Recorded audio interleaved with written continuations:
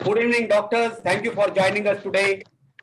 This is the 6th episode of How I Do It by Masters, Pediatric Neurosurgery by Masters. We are very happy to carry this webinar series jointly conducted by Park Clinic, Kolkata and Indian Society of Pediatric Neurosurgery.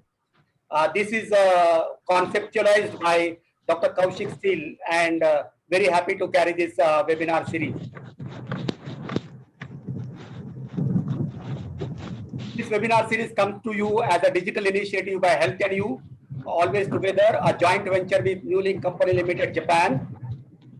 We have a mission of fulfilling unmet medical needs by launching innovative first time in India products. Like we launched amitriptyline plus mecobalamin, AmNurite, AmNurite 5, 10 and 25 for painful neuropathy and for migraine. So we were the first one to combine this. AmNurite pain relief feeling good. When migraine is not controlled by one drug, we have a combination which is often co-prescribed, amitriptyline plus propranolol, AmNurite beta, 520 ER and 1040 ER. The first pharmacological combination for neuropathic pain, moderate to severe neuropathic pain with two neuroanalgesics, amitriptyline and pregabalin, where pregabalin is given as a sustained release form to match pharmacokinetic profile of amitriptyline, which is once a day. So it is pharmacological. We have a mecobalamin injection imported from Japan to give you the highest quality for neuropathic pain, for low back pain. We recently innovated in clobazam. So we brought for the first time in India 2.5 milligram strength of clobazam to give you flexibility and control in epilepsy. So 2.5, 5 and 10, especially in pediatric neurosurgeons like you, this strength could be very useful to start for up titration and also for down titration. Recently, we again innovated. We offered the first vitamin therapy for migraine, Brentamin. This is as per American Academy of Neurology and American Headache Society. Riboflavin 200 milligram, magnesium 200 milligram, and CoQ10, 1 tablet BID as vitamin therapy for migraine. It can add into efficacy of your conventional migraine therapy for school-going children. If you do not want to add topiramate, start with something mild. You can start with Brentamin. Both riboflavin magnesium has a clinical trial that it can reduce headache frequency by 40 to 50%. And in pregnancy migraine, where you have no choice, you can try this Brentamin, vitamin therapy for migraine. All our webinars, including this webinar, are available on our channel DigiNeuro. If you go to YouTube and type DigiNeuro, you will get this channel. This is a huge resource getting developed for neurosurgeons and neurologists in our country. More than 40 webinars, including this webinar, you can see on this DigiNeuro channel. Today's webinar will be uploaded tomorrow. And if you miss any of the part, you can see it. So today, we are very happy to present this webinar. And for today's webinar, we have our coordinator, Dr. Pradipta Tripathy. He is a senior consultant neurosurgeon from Vivekanand and Shree Hospital, Bhubaneswar. So if Dr. Pradipta Tripathy has joined, over to you. Otherwise, I will request Dr. Kaushik Seal to initiate this webinar. Sir, have you joined, sir? Dr. Tripathy, sir?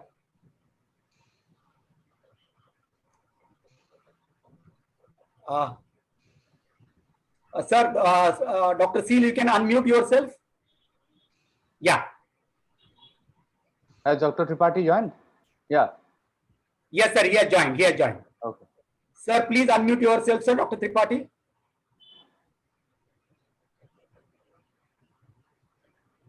Sir, Dr. Tripathy. As he's getting ready, I extend a warm welcome to all of you, including the speakers, panelists, and the moderator and the audience.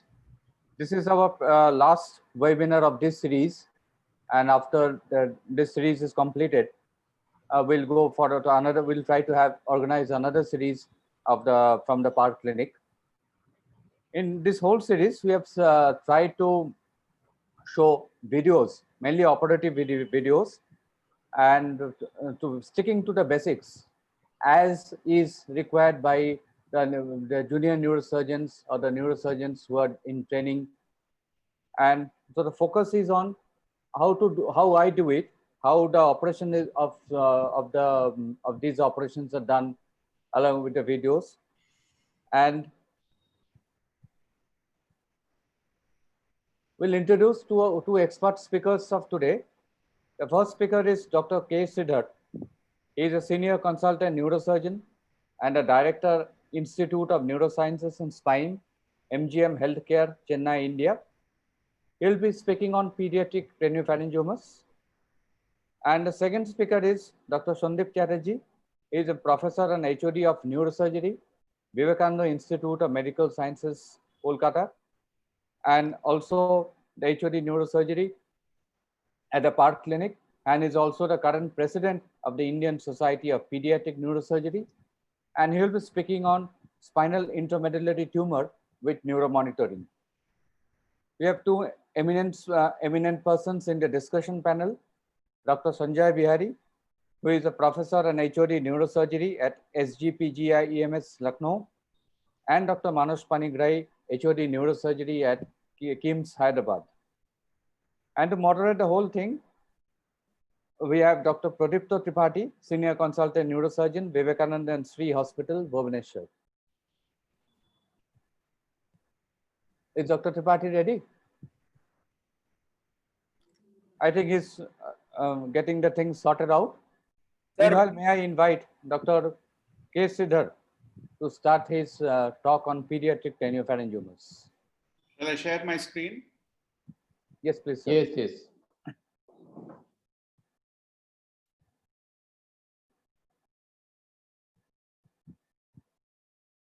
Thank you, Kaushik.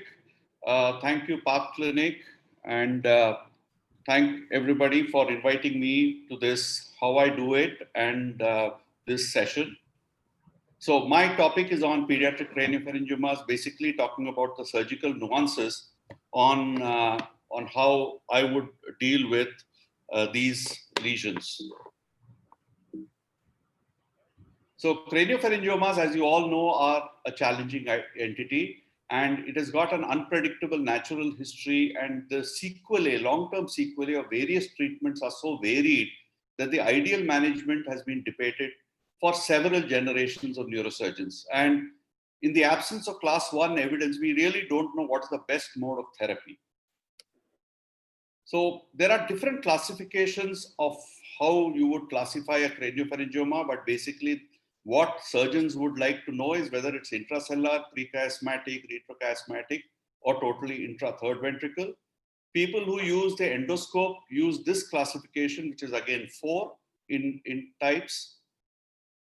This is another classification by Yasargil and Abdul Rauf, which tells us the relationship of the craniopharyngioma to the infundibulum, hypothalamus, the optic chiasm, and the third ventricle. So all these are useful in knowing where the lesion is and how we are going to approach the lesion. But I think what is important for neurosurgeons to know is where is the tumor. So for that, we need to know whether it is infradiaphragmatic, whether that is related to the pituitary gland, it's related to the pituitary stalk, is it related to the floor of the third ventricle, or is it completely inside the third ventricle? So now what are the aims of surgery? Basically, the aims of surgery are a radical excision of the tumor. And I think this is something which all of us agree on. Doing this, we need to improve vision and relieve the pressure on the optic pathway. We need to relieve hydrocephalus, relieve pressure on the stalk and hypothalamus, and relieve intracranial pressure. But in doing all this, we must avoid damage to the hypothalamus and the pituitary stalk. Now, some facts from literature. While we need to do gross total dissection, we must know that the rate reported is between 59 and 83% only. And the surgical mortality rate within 30 days ranges between 1 to 4%. And of those who undergo gross total dissection for craniopharyngiomas, we can see pituitary dysfunction in 50 to 100% and visual deterioration in up to 50%, which means that while we can do a gross total dissection, the morbidity is quite significant in certain patients. Now, Why is the morbidity high? The morbidity is high basically because of the adherence of the tumor to certain anatomical structures. And as per this paper, which is an excellent paper on craniopharyngiomas, this normally develops where the craniopharyngioma starts. And therefore, there may be 6 different places where the craniopharyngioma is adherent. And this adherence and the amount and type of adherence results in the morbidity of gross total excision. The best type of adherence would be where there is a pedicle of adherence, where we can easily remove it, and where the adherence is loose. So basically, we need to be careful of the adherence of the tumor to structures in the midline. Now, while the aim of surgery is always gross total excision, there is no shame in leaving behind parts of the capsule or tumor that are adherent, especially to the pituitary stalk or hypothalamus. And I think this is something which everybody doing this surgery must understand and must be aware of. Now, what are the approaches? We must aim for a radical excision, and when we do that, we can use the transsphenoidal or extended transnasal approaches. We can use transcranial approaches, or we can do a combined approach. Sometimes we need to be minimalistic in what we do, and therefore we use just a transsphenoidal approach, or we just place in an Ommaya catheter. Sometimes the latter two minimalistic approaches may be combined with the radical surgeries which are used. The endoscopic endonasal approach is now getting more and more popular, especially for lesions which are infrachiasmatic. And there are many surgeons who have become adept at it. I do not use this, and therefore this slide is basically courtesy of Dr. Suresh Sankla. I use the transsphenoidal approach mainly for tumors which are intracellular and just going supracellular, but I do not do extended transnasal approaches. I sometimes use the transsphenoidal approach as part of a staged approach along with a craniotomy. This is an example where we use another minimalistic approach, a 15-year-old boy with raised ICP visual blurring. This was the tumor, and then we placed an Ommaya stereotactically into the lesion, basic cystic tumor, followed up for 20 years, doing well, no deficits, no recurrence. Another boy, 16-year-old boy, mainly cystic tumor, followed up for 10 years, no recurrence. Now, these are examples of where we had good results with no recurrence with just a minimalistic approach. But at the end of the day, where it is possible, we must try for a total excision. And to do that, what I do is mainly a transcranial approach. And what the approach I use depends upon the morphology and the extensions of the tumor. The workhorse approaches are the frontal and the pterional craniotomies. The frontal craniotomy may be a subfrontal or an anterior interhemispheric. The pterional may be lateral subfrontal. We may use a transsylvian anterior temporal or subtemporal approach.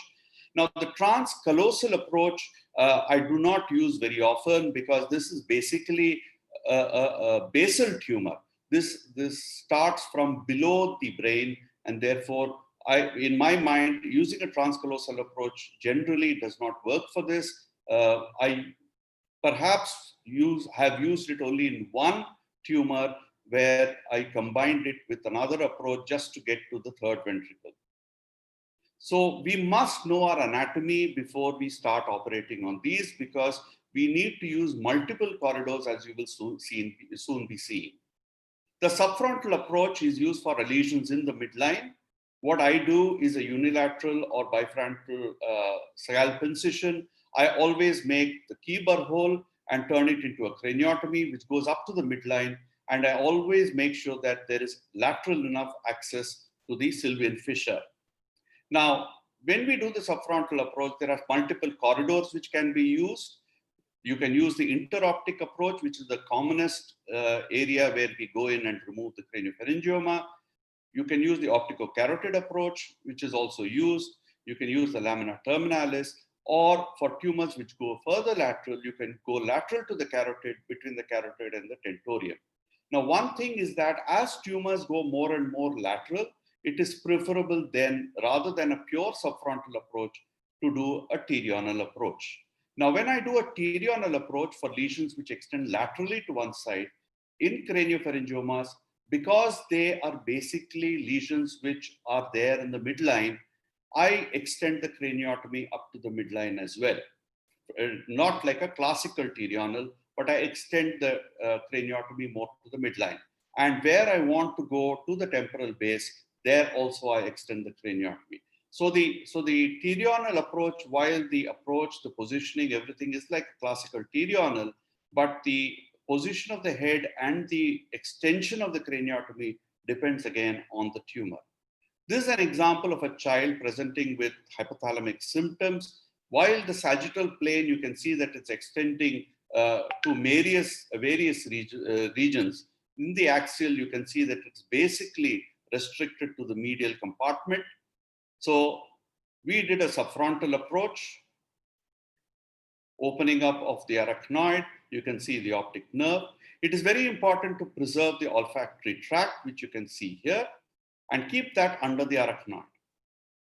You can now see that the tumor, arachnoid over the tumor in the intraoptic space is being seen. I use coagulation to to shrink the tumor capsule so that we can see more and more of it.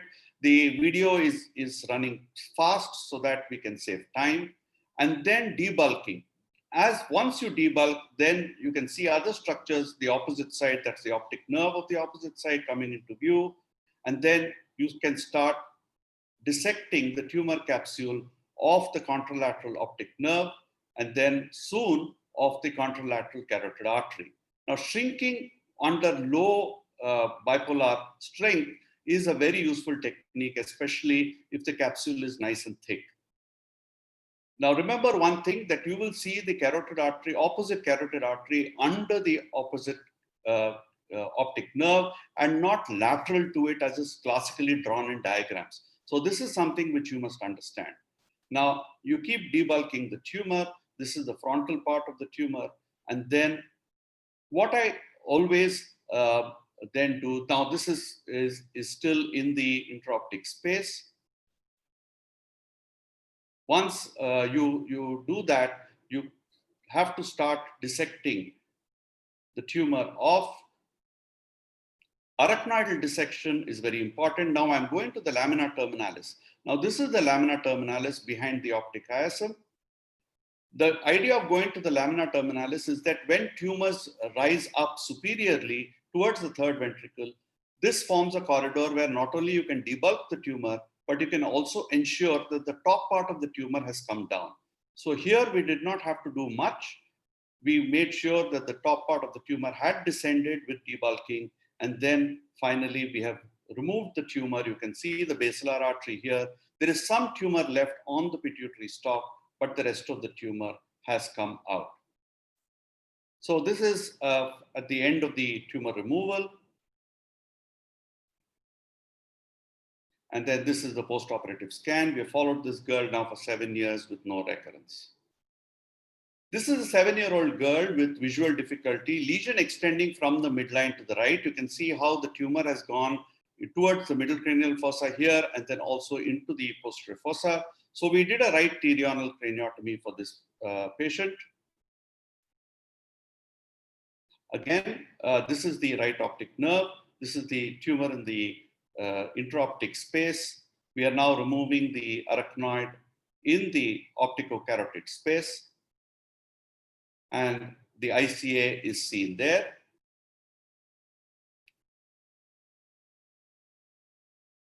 This is the tumor completely exposed. Again, cauterize the capsule of the tumor. In cystic tumors, it is sometimes useful to put in a needle and aspirate some of the fluid, and that will act as debulking and shrinking the tumor capsule. Before you start incising the capsule, you can see the normal machinoid fluid coming out.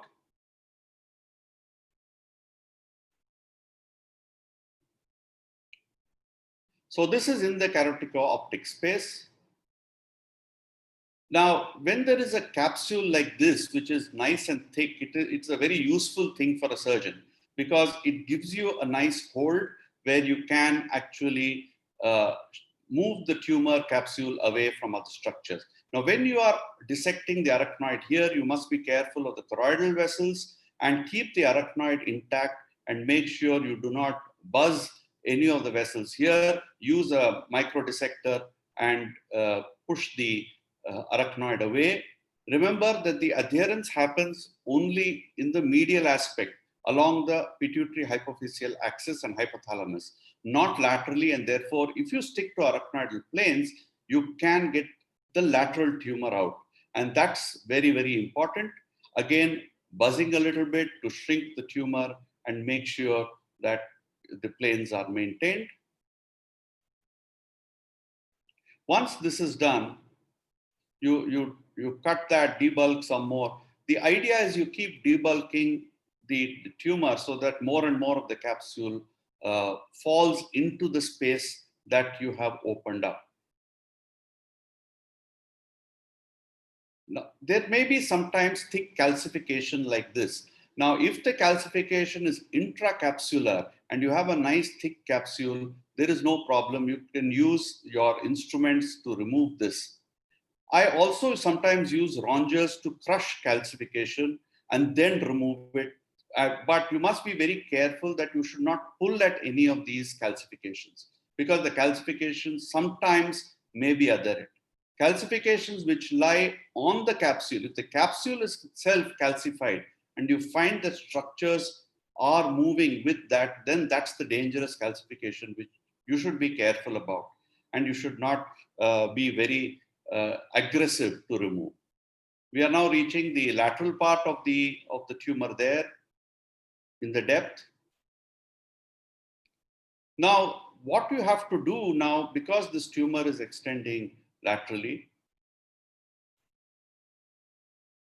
so this we are removing some more of the capsule.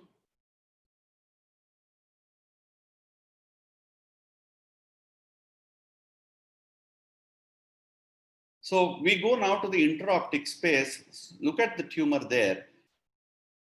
And then I go to the lamina terminalis once more. So you must try and use as many corridors as you can to try and get as much of the tumor out. You can see that the lamina terminalis is sort of free. There is nothing much there.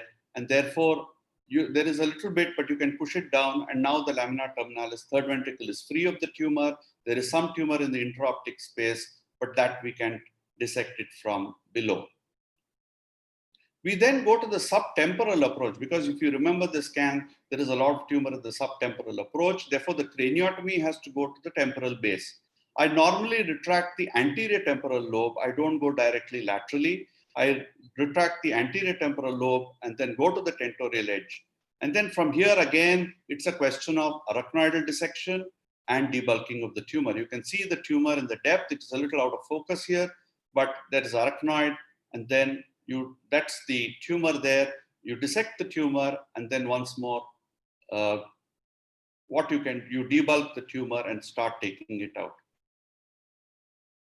So as you keep removing this tumor, more and more tumor comes into view. Just like in all microsurgical approaches, there is a cyst there, and then you take that tumor out. And as you do that, you will start seeing the brain stem in the posterior fossa and structures of the tentorial hiatus. Remember the arachnoidal plane, and that must be kept in mind when you are operating.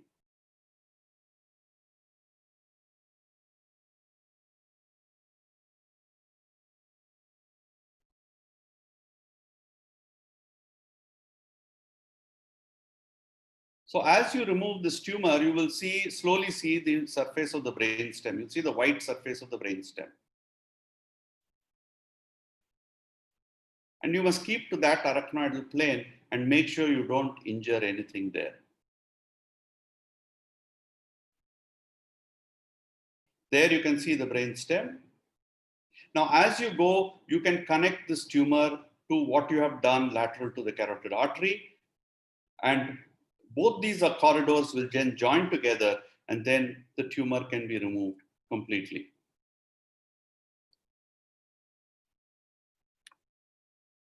Now, this is a postoperative scan, which looks pretty decent. Few bits of tumor here and there, but then that's okay. Now, multi-corridor approach at again at craniotomy. Now, it's very important that the sylvian fissure is opened widely. Now, especially when you want to do a multi-corridor approach, because this will not only relax the brain, but it will also let the frontal lobe and the temporal lobe fall away from each other, and you will get a very good access without need for actual strong retraction. A retractor can be placed just to keep the brain away, and the way I do it is that allow the brain to pulsate under the retractor. Again, the arachnoid of the optic cistern, the opticocarotid cistern, the carotid cistern, everything is opened up.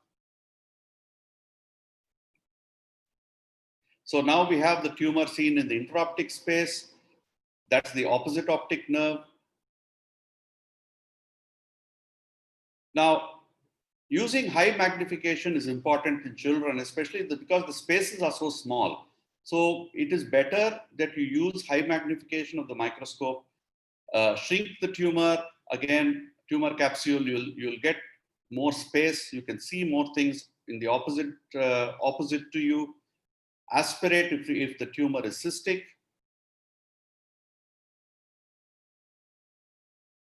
And then start debulking.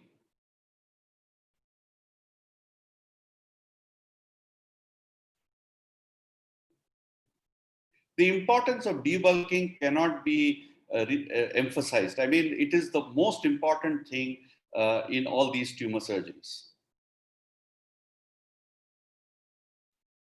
Now we go to the carotid optic space and then debulk the tumor here so that we can get the tumor out through some corridor.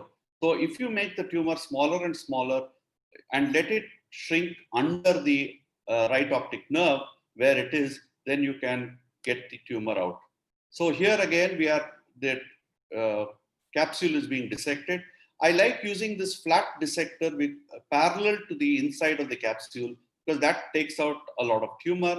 Now this is tumor working, this is a dissector working inside the capsule under the optic nerve. And you see there that you can now roll the capsule away from under the optic nerve, arachnoid being pushed away by zero suction.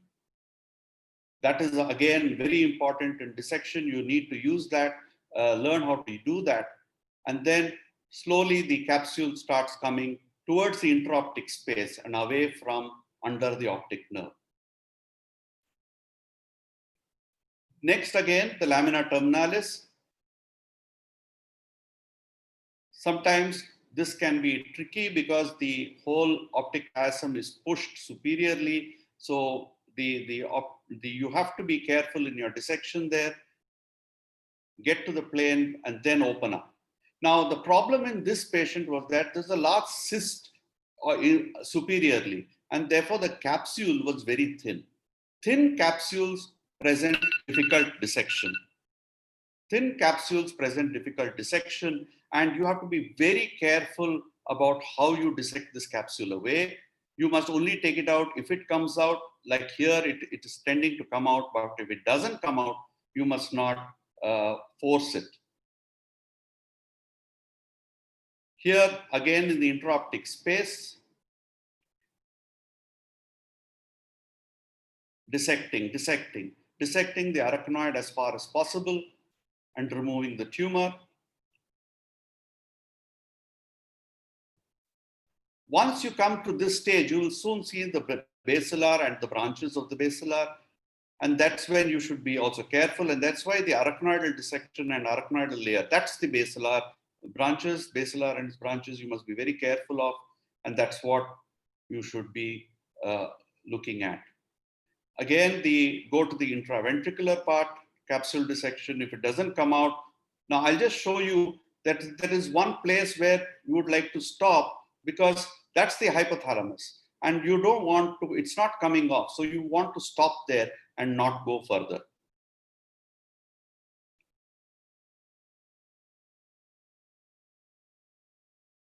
So here we are got the tumor into the intraoptic space. We are now taking it out.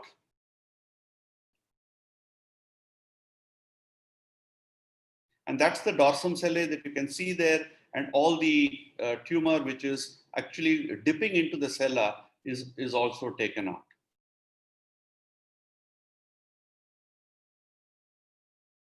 So this is at the end of surgery. You can see multiple compartments. You can see that the opticocarotid space is almost collapsed.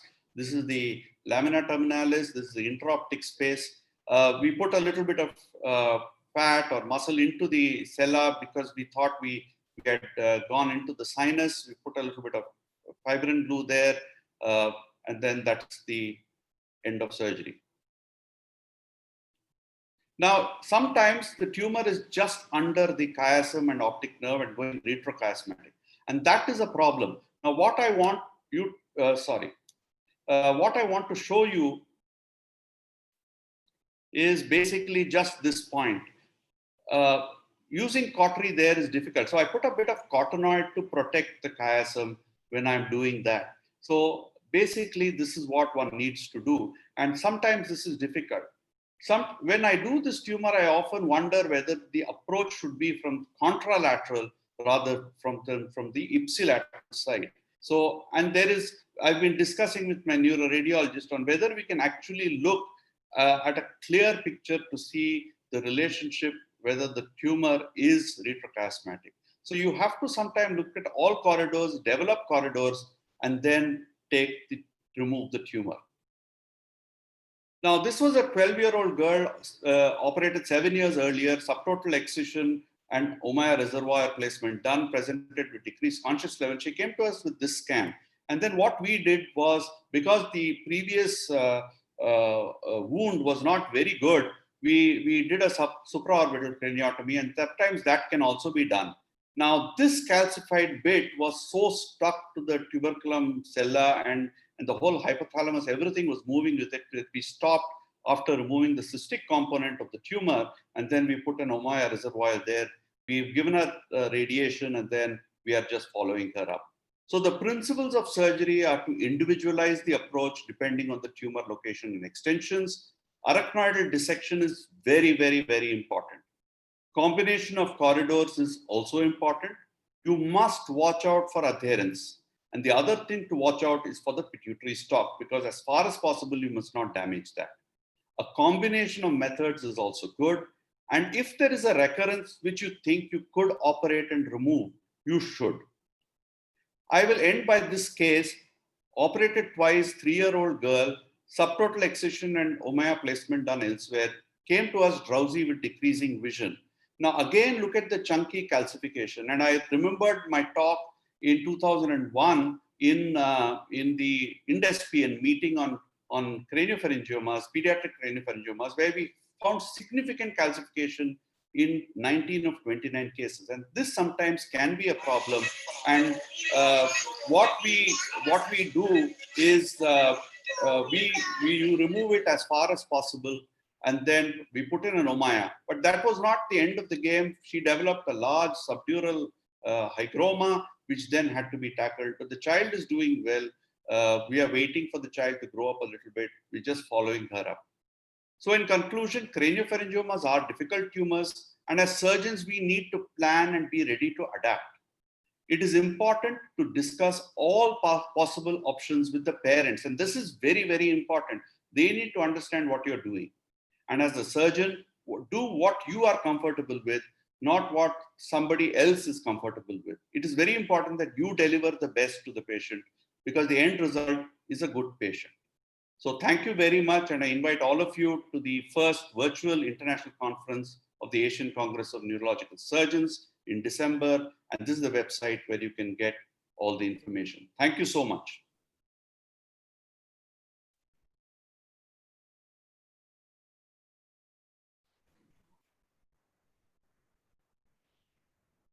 Pradipta, you need to unmute. Are you audible now? Okay. Dr. Sridhar, thank you very much for a very excellent presentation, almost covering all aspects of craniopharyngioma, which is very lollipop type tumor and many a times burns our fingers. Now, being a moderator, I will try my best to cover this subject, taking all these speakers and the panelists as the all panelists.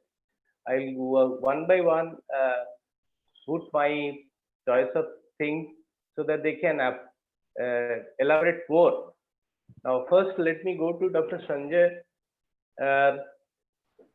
Now we are handling a case of pediatric craniopharyngioma, and you see a pre-chiasmatic craniopharyngioma. Now, elaborate your ideas, how you decide what type of craniotomy I should go for, and what should be the extent of my surgical excision. So I'd like you to clarify one thing. What do you mean by a pre-chiasmatic? You mean the tumor is pre-chiasmatic or the chiasmatic? No, tumor is pre-chiasmatic. I am telling about that. Okay, so what you're saying is that the chiasm is posterior to the tumor, right? Yes, exactly. So now if the chiasm is posterior to the tumor, then you have a significant corridor. The optic nerves are stretched both on the sides, and the chiasm is posterior to the tumor. So that would mean that you can take many approaches. One of them is the classical frontotemporal approach with, as Dr. Sridhar said, you take a good subfrontal corridor. It's very important to take both a transsylvian and a subfrontal corridor. Because if you just take a transsylvian corridor and don't have an adequate subfrontal extension, then the problem is that you may not be able to actually see the tumor, which is on the opposite side, and it's very difficult to actually go through only one corridor. So a subfrontal corridor is very, very essential. The second very important thing when you're doing a T-tonal craniotomy is that the ipsilateral optic nerve, the tumor just medial to the ipsilateral optic nerve, that is the tumor which is most difficult to access. So when you're going from a lateral aspect, the tumor which is just medial to the ipsilateral optic nerve is the one which is difficult to access. So there, what you have to understand is that you have to push through one corridor, maybe to the carotid optic corridor, and then remove the tumor from the interoptic space. Or you push the tumor from the interoptic space and take out the tumor from the carotid optic corridor. Sometimes doing a zygomatic osteotomy and working even lateral to the carotid artery is a very good approach, because what happens is that you can decompress the tumor from there and then come to the carotid optic corridor and to the interoptic corridor and then remove the tumor from there. Now, what is the end point of our surgery? The important thing is you open the lamina terminalis and you push the tumor a little bit from the lamina terminalis into the interoptic space, since you have a large pre-optic corridor. But the important thing is don't go beyond that, because if you're going beyond that, then you do not realize from a frontal aspect that you are actually causing traction on the pituitary stalk and on the hypothalamus. So never go beyond that when you're actually removing it. One approach with Dr. Sridhar has not mentioned, which I think in the literature has been a very useful approach, and that is the interhemispheric approach. So for removing, what happens is when you go from the interhemispheric approach, the one thing is that the cistern comes. So as soon as you get the cistern, there is a drainage of CSF, and with the drainage of CSF, the lobe falls apart. The second important thing is that with an interhemispheric approach, both the optic nerves are on the sides. They are both on the sides. So what happens is you first decompress the tumor before you see both the optic nerves. So you can get a very good arachnoidal plane on both sides. This is very, very important. And the third important thing is that always you must remember that you must work from the side of the poorer vision whenever you're doing a T-tonal craniotomy. Because even if you're working from the dominant side, it doesn't matter, but you must remember that the ipsilateral optic nerve should be the one where the visual loss is more. So that if during your manipulation, the visual loss increases on the ipsilateral side, at least the contralateral vision is intact in order to preserve, adequate vision. If you work from the side of the good vision, then what can happen is that the patient can deteriorate significantly in terms of vision. So this is one important thing to be kept in mind. Okay.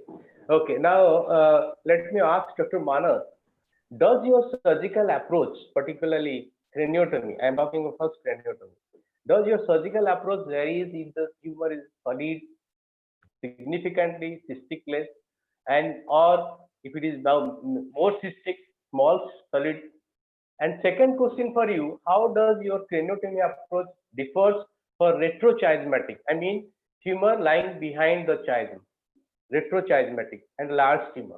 Is it a single craniotomy or we do approaches? So I think we can avoid confusion by saying that the chiasm is either prefixed or postfixed. That's there. So we say that the chiasm is, the tumor is behind the chiasm. Chiasm is prefixed.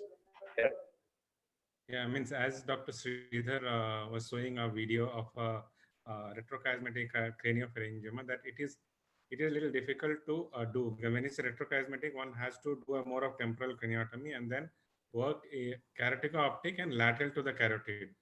But many of these cases, they indent into the third ventricle. So whenever there is a retrochiasmatic and indenting into third ventricle, I have found transcallosal is easier. But Dr. Sridhar said he doesn't like it. But many of the retrochiasmatic have third ventricular indentation, and third ventricular craniopharyngiomas also are a good approach for a transcallosal approach. Cases which I have done, I'll finish and then I have done with a terional approach. I had to re-explore them transcallosally when they came back with a recurrence. Do you need to do some sort of, if it is posteriorly extended to the posterior transpetrosal also? Because many of the time the retrochiasmatic extension is cystic. So petrocepex drilling I've seen means Ohata presents some transpetrocepex Kawase approach for retrochiasmatic craniopharyngiomas, but many of the time because it is cystic, it's been possible to do it without petrocepex drilling. One small comment here to add to what Manas has said.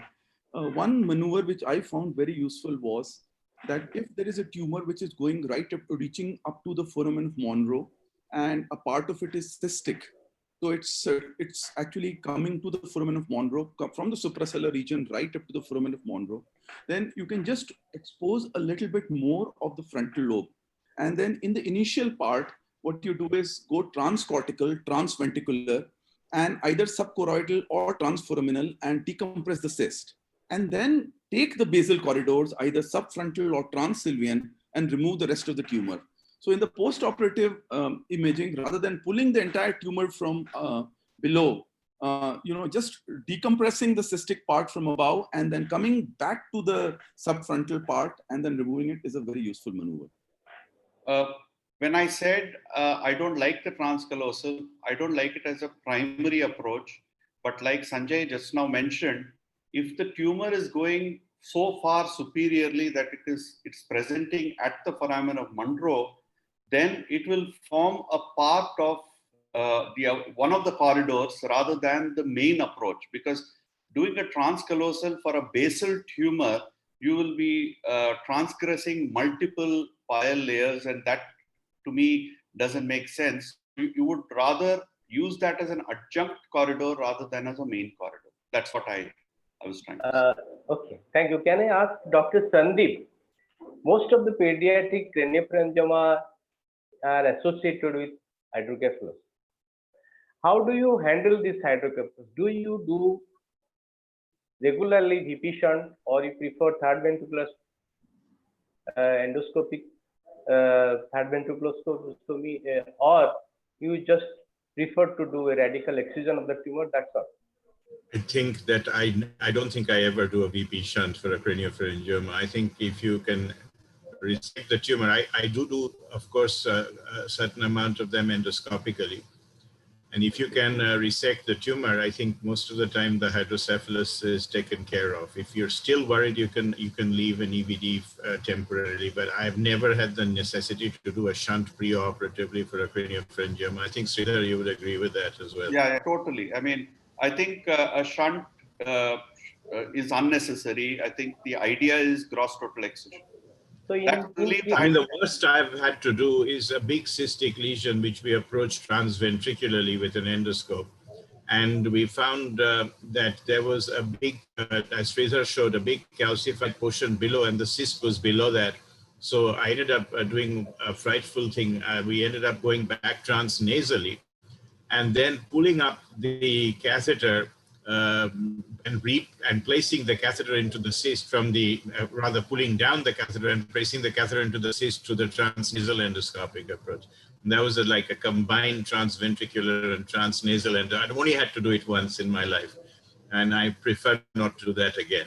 But we've had to do that once because there was a cystic lump. I just could not pierce the calcified wall from the ventricles from above. So we went in through the nose and pulled it down. So all the But I've panelists never agree. done a hydrocephalus. I've never put in a shunt. All the panelists agree with this. They prefer. Dr. Sanjay, you also say.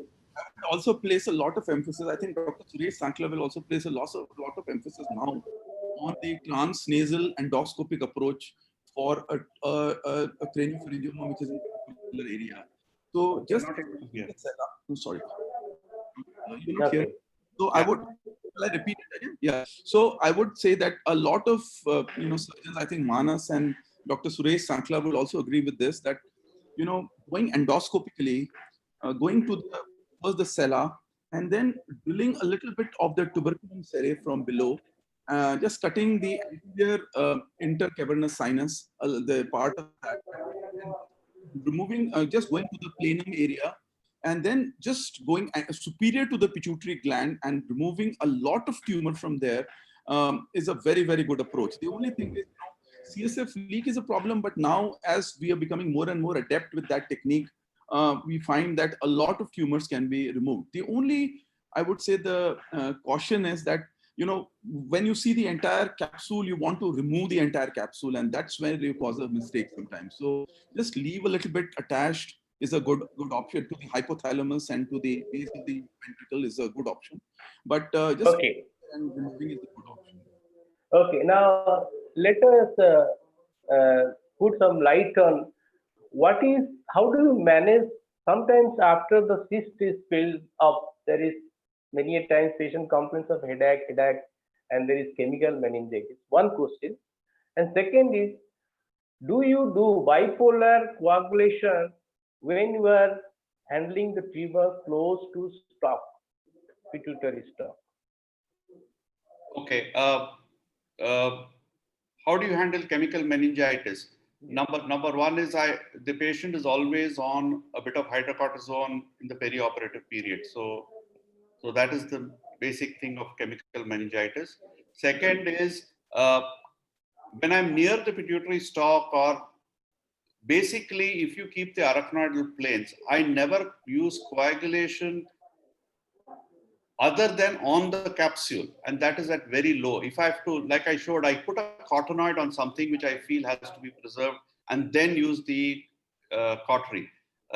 So it is, unless if necessary, put a bit of Surgicel or a small piece of gel foam there rather than cauterize if you think that you're near the pituitary stalk. I think that would be the better thing to do. Dr. Manas is very, how do you handle the vessels attached to the capsule of the tumor when you totally excising the tumor? How do you preserve the vessels? Yeah, means what? You have to always use a sharp dissection. Means all of us use a hypodermic needle for dissecting, and the important is to dissect the arachnoid along the vessel, so that the vessel not perpendicular. It should be parallel to the vessel. Then you find a plane. And these days we have been using for crania also using yellow fluorescence, and that gives us, means not only for vessel but between the hypothalamic floor and the tumor, there is a sharp contrast between tumor and neural tissue when we have used a yellow fluorescence, yellow dye. That is preserving neural tissue and the vessels also. Vessels is more of sharp dissection only. Yes, Dr. Sanjay, you want to put something? We leave that part of tumor on the vessel. I found that if adequate decompression is not done, and you're trying to pull the capsule, then some perforator can sometimes give way and cause a problem. So if an adequate decompression has been done within the capsule, within the tumor, then what happens is the capsule kind of self-dissects and falls away from the optic nerve and from the pituitary stalk. So, I mean, doing an adequate decompression is a very, very important aspect. And if it's a calcified tumor, holding the part of the calcification and drilling it is a good option. So that way, the traction of the calcification sometimes does not go to the soft tissue. Some use just to break that calcified to small pieces so that it is easy to take out, and instead of drilling there, because that drill also give a very high. If it is amorphous and if it is the multiple small calcification, it's fine. But if there is one thick, large calcification, it's very difficult to mobilize that calcification. So sometimes just holding it with a bayoneted forceps and then gently drilling it, rather than allowing the drill traction to go to the chiasm or to the optic nerves, that's sometimes useful. Yeah, Then yes. for calcification also has been useful. Yes. Now let us come to endoscopic, which there is the commonest choice of surgery nowadays. Dr. Manas, a question to you.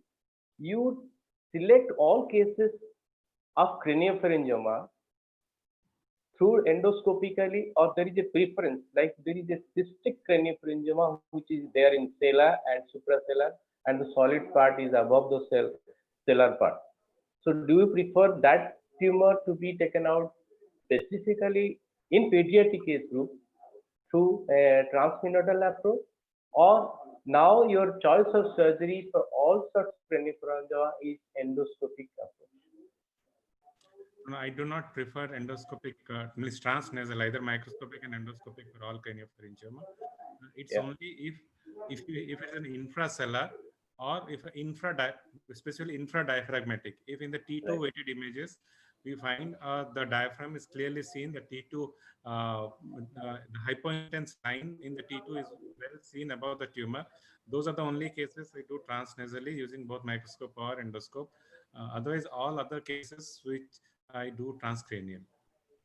Okay. Dr. Sanjay, what is your take on meshes for the lateral extension of the tumor which is seen in the CT or MRI? We know it is difficult to take out through transmenodal approach endoscopically. What is your take on how do you handle these situations where there is engulfment of the vessels also? So any tumor which is either in the interpeduncular area or in the close to the tentorium, I find that just removing a zygoma and doing a little bit of zygomatic osteotomy and then going subtemporal and combining it with transsylvian is a good approach. And no, that is for cranial approach. I am talking about endoscopically. When you are handling a case endoscopically, transnasally, how do you handle lateral extension of tumor? Do you extend your bone work, or then we would actually combine it with a transcranial approach? Going too much lateral endoscopically, I mean, there are people who will do it.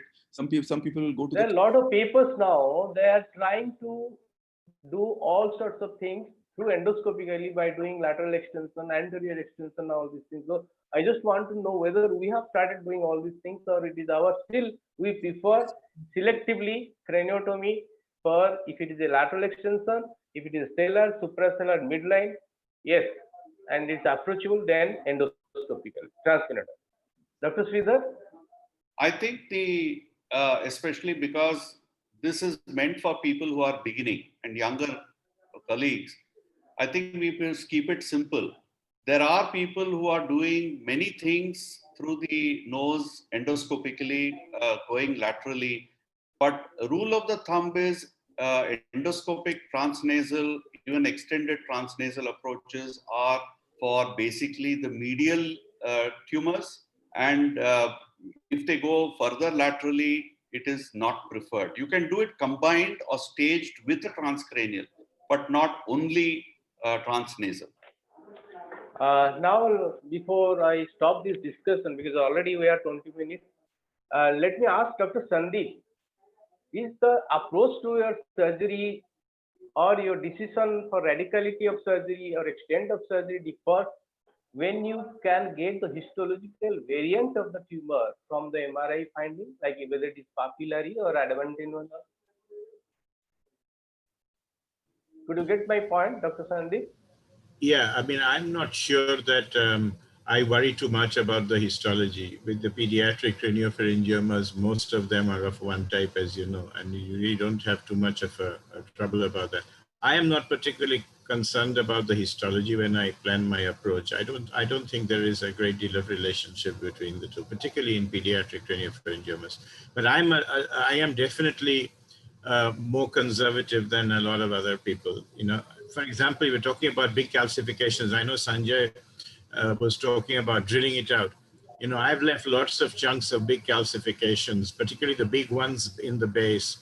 And I've never had reason to find that later on that there is a recurrence from there. They just remain like that for years. And I'm very scared because when I first saw craniopharyngioma surgery, my boss was Harold Hoffman, who pulled every single bit of craniopharyngioma out. And it was quite disastrous. The way the surgery was fantastic, but the children were completely wrecked endocrinologically post-op.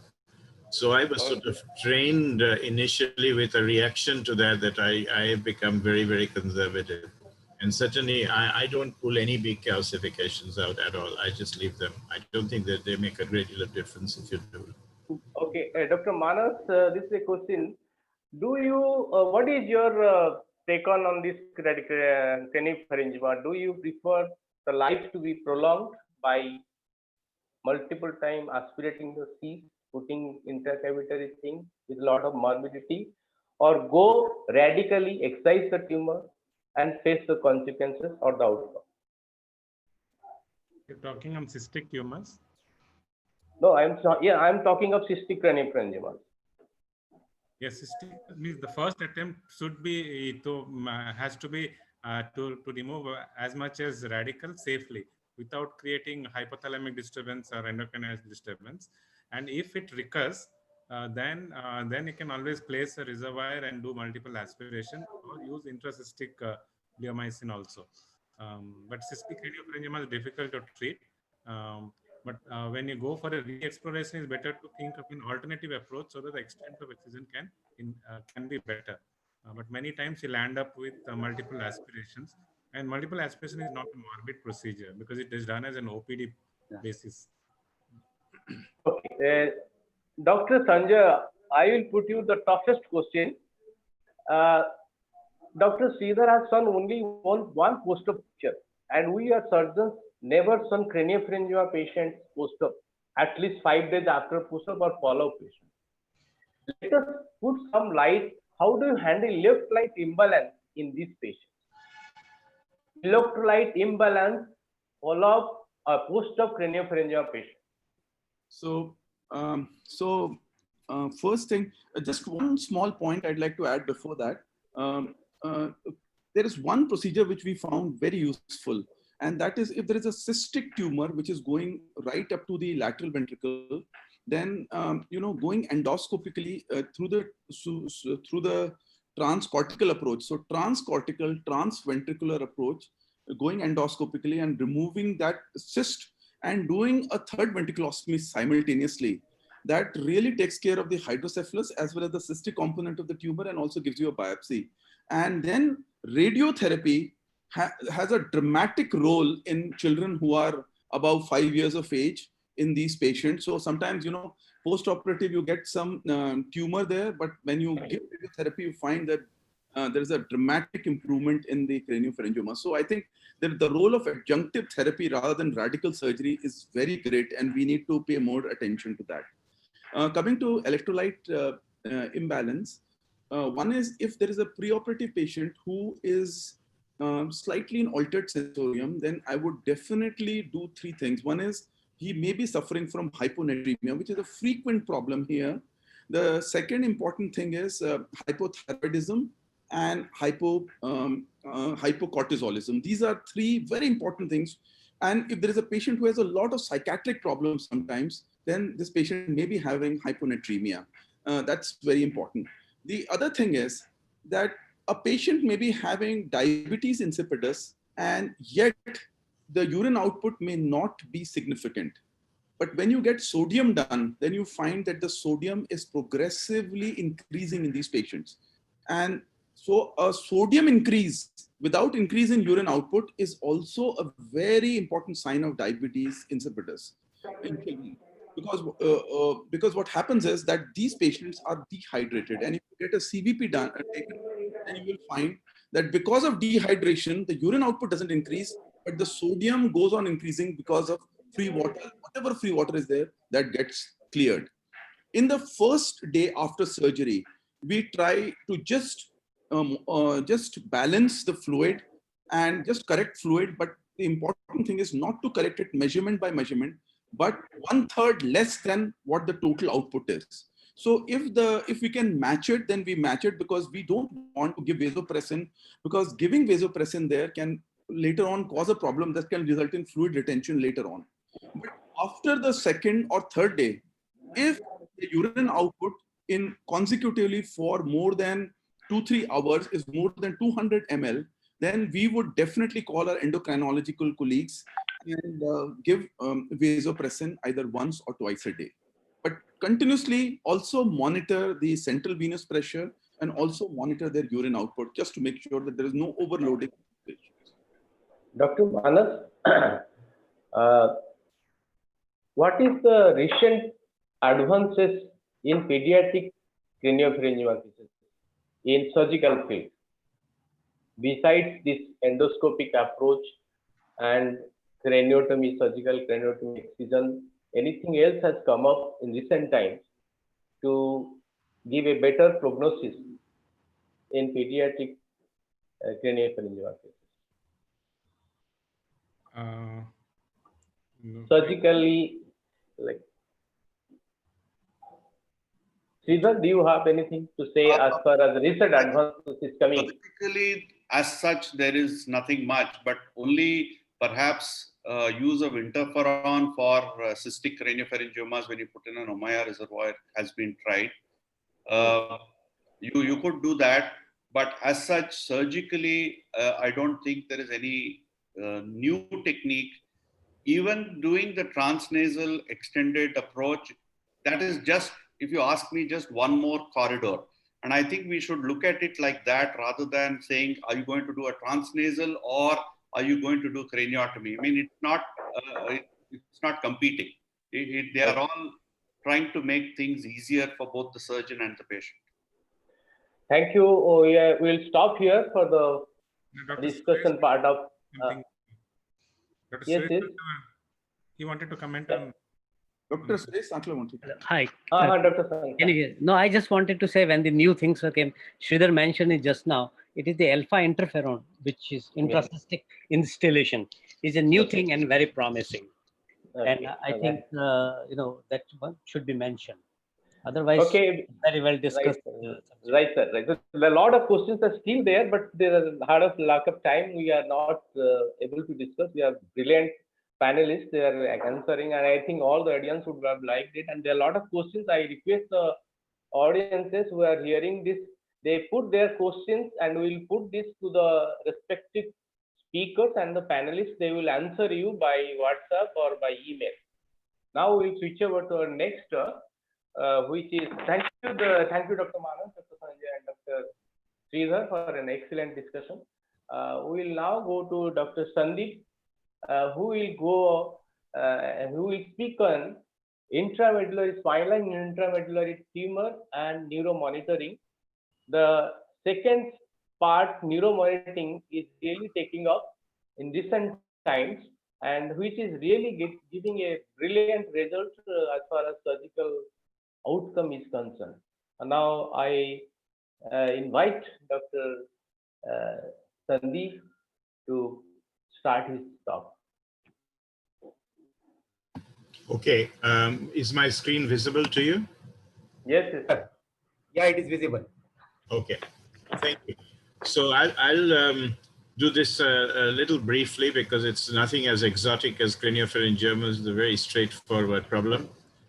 Fundamentally, we've all had children like this. This is a 7-year-old presenting with spastic quadriparesis with a high cervical intramedullary tumor like this. And of course, you know that the surgery is very simple. You have to do a myelotomy, open into the cord, find the tumor. This is an operation we did, I think, some 11, 12 years ago. But fundamentally, that's the ependymoma. There's a little bit of bleed in it as well. And you know that what you have to do is gently dissect it out, because all of these ependymomas come with a nice little plane of cleavage. And the trick is to use a method of trying to dissect it out, and that's your post-op image. So that's very easy to take a tumor out. But the issue is, of course, a little bit more complex than that. And we often deal with intramedullary tumors like this. This is a child I saw, this is a young boy I saw in the 1990s, who came with this, what was then described as a holocord astrocytoma, which means that there was a cystic lesion going from cervical cord to conus, but it had a small solid component. And of course, you know that that's the bit that you need to take out. You don't need to worry about all that cystic component above and below. So we did a D10 to L2 laminoplasty, took it out. This is 5 years later, no tumor, and his scoliosis was corrected.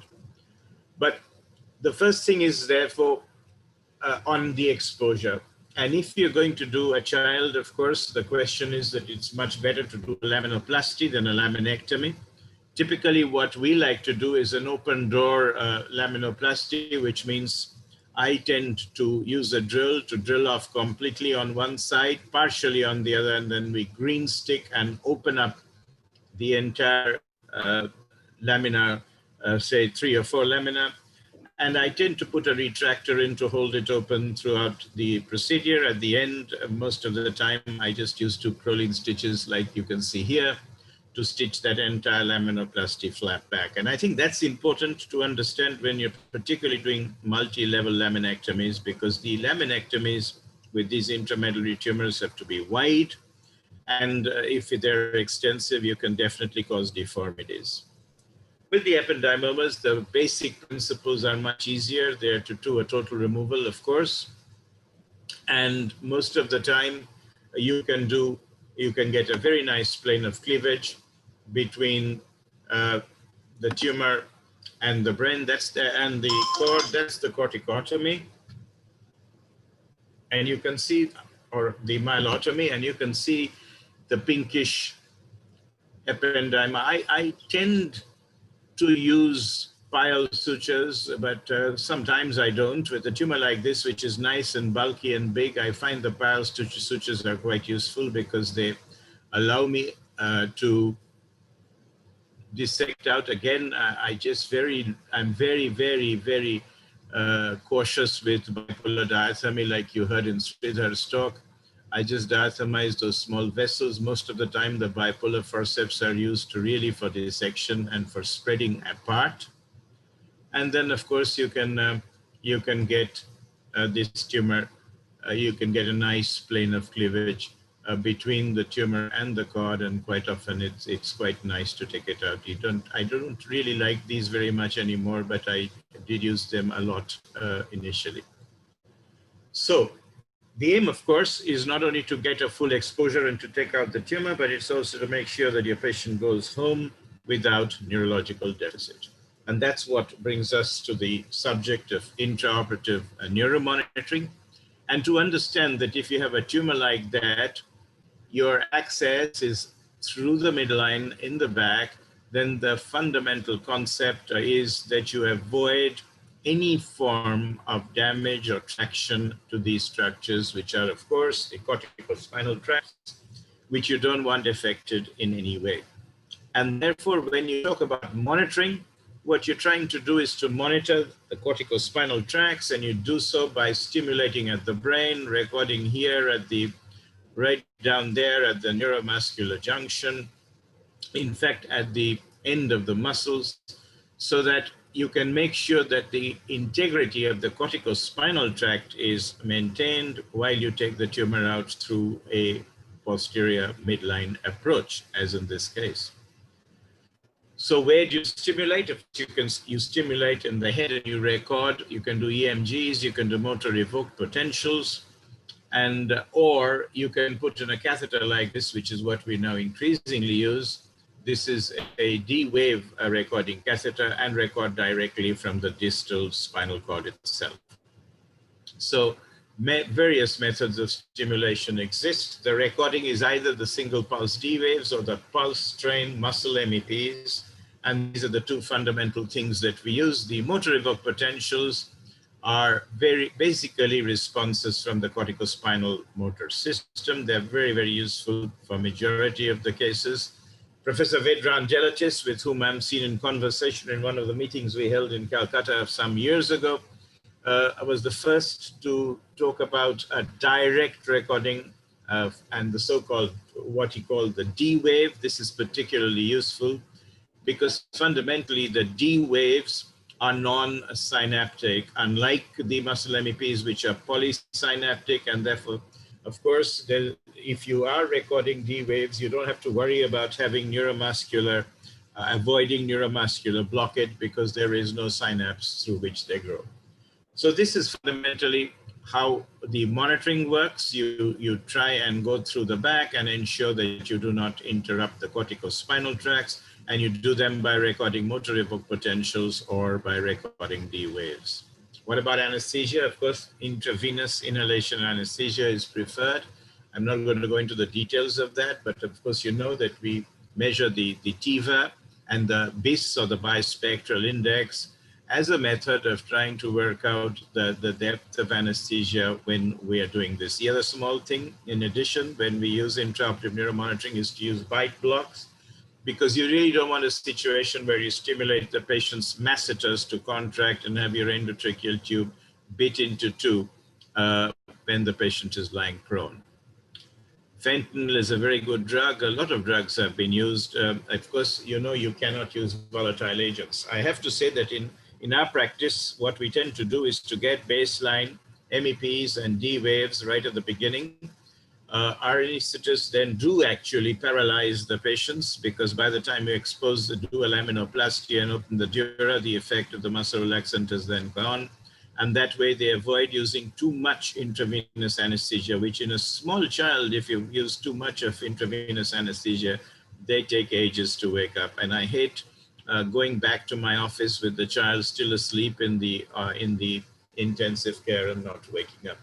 This is how we do the draping. We use transparent drapes, and the reason why I use transparent drapes is I like actually to see the muscles twitch when they're being stimulated. I know that there are the physiologists and the technicians are looking at the monitors, but it just gives you a little bit more satisfaction if you can see them twitch. And of course, we've talked about D waves. I'm not going to go into the D wave versus MEPs, but fundamentally what we do is total intravenous anesthesia. We record SSEPs, although they're not at all useful in intramedullary tumors, MEPs and EMGs. And of course, for tumors that are above the level of D9, 10, we would routinely also measure D wave. We use an alarm criteria. The MEPs we've found in our experience, you can carry on even if they're down to 20% of the amplitude. But D wave amplitude, which if it falls more than 50% is a dangerous sign and you have to do something about it. Just to take you through some quick cases, a 14-year-old with this lesion. This was a cavernous angioma that had bled and made the child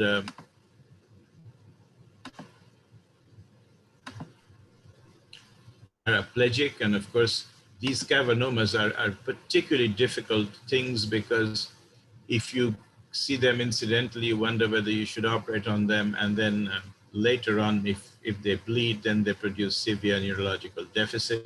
And this child, who was paraplegic post-operatively after 3 months, regained 3/5 power in the lower limbs. And that was the post-op MRI. Just to tell you again a little bit about monitoring, this is an interesting finding. This child, as I told you, was paraplegic. You see the baseline MEPs are pretty poor. And this is the MEPs recorded after closure of the dura. And you can see the closure, post-dural closure MEPs have already started improving after you've taken out the blood clot and the tumor. Here's another child with a large cervical intramedullary tumor.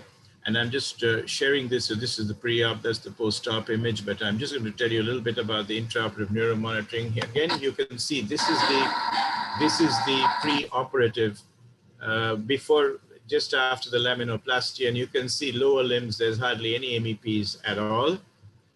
And then this is while we are resecting. Again, you can see there's very little MEPs, but you look at it post-resection. After we've done that tumor, and you can see immediately how much MEPs come back immediately after you've done a total resection or a radical resection of the tumor. Of course, when you don't have MEPs, like in this case, we are very much controlled by the D waves. And the biggest advantage, of course, of the D waves is that well, this is while I'm operating. You can see the baseline D wave. It takes a little while after you put in the catheter to come, but you can see this trace all the time. You don't need to stop. You don't need to lift your instruments out of the field like you do when you need to check your MEPs. And of course, this is fantastic, and this allows you to do a lot more radical resection. Here is the details of the operation. And this is actually in a young adult. This is not a child, but still the principles are very much same. And this is the big intramedullary tumor. I'll just speed this up in the interest of time.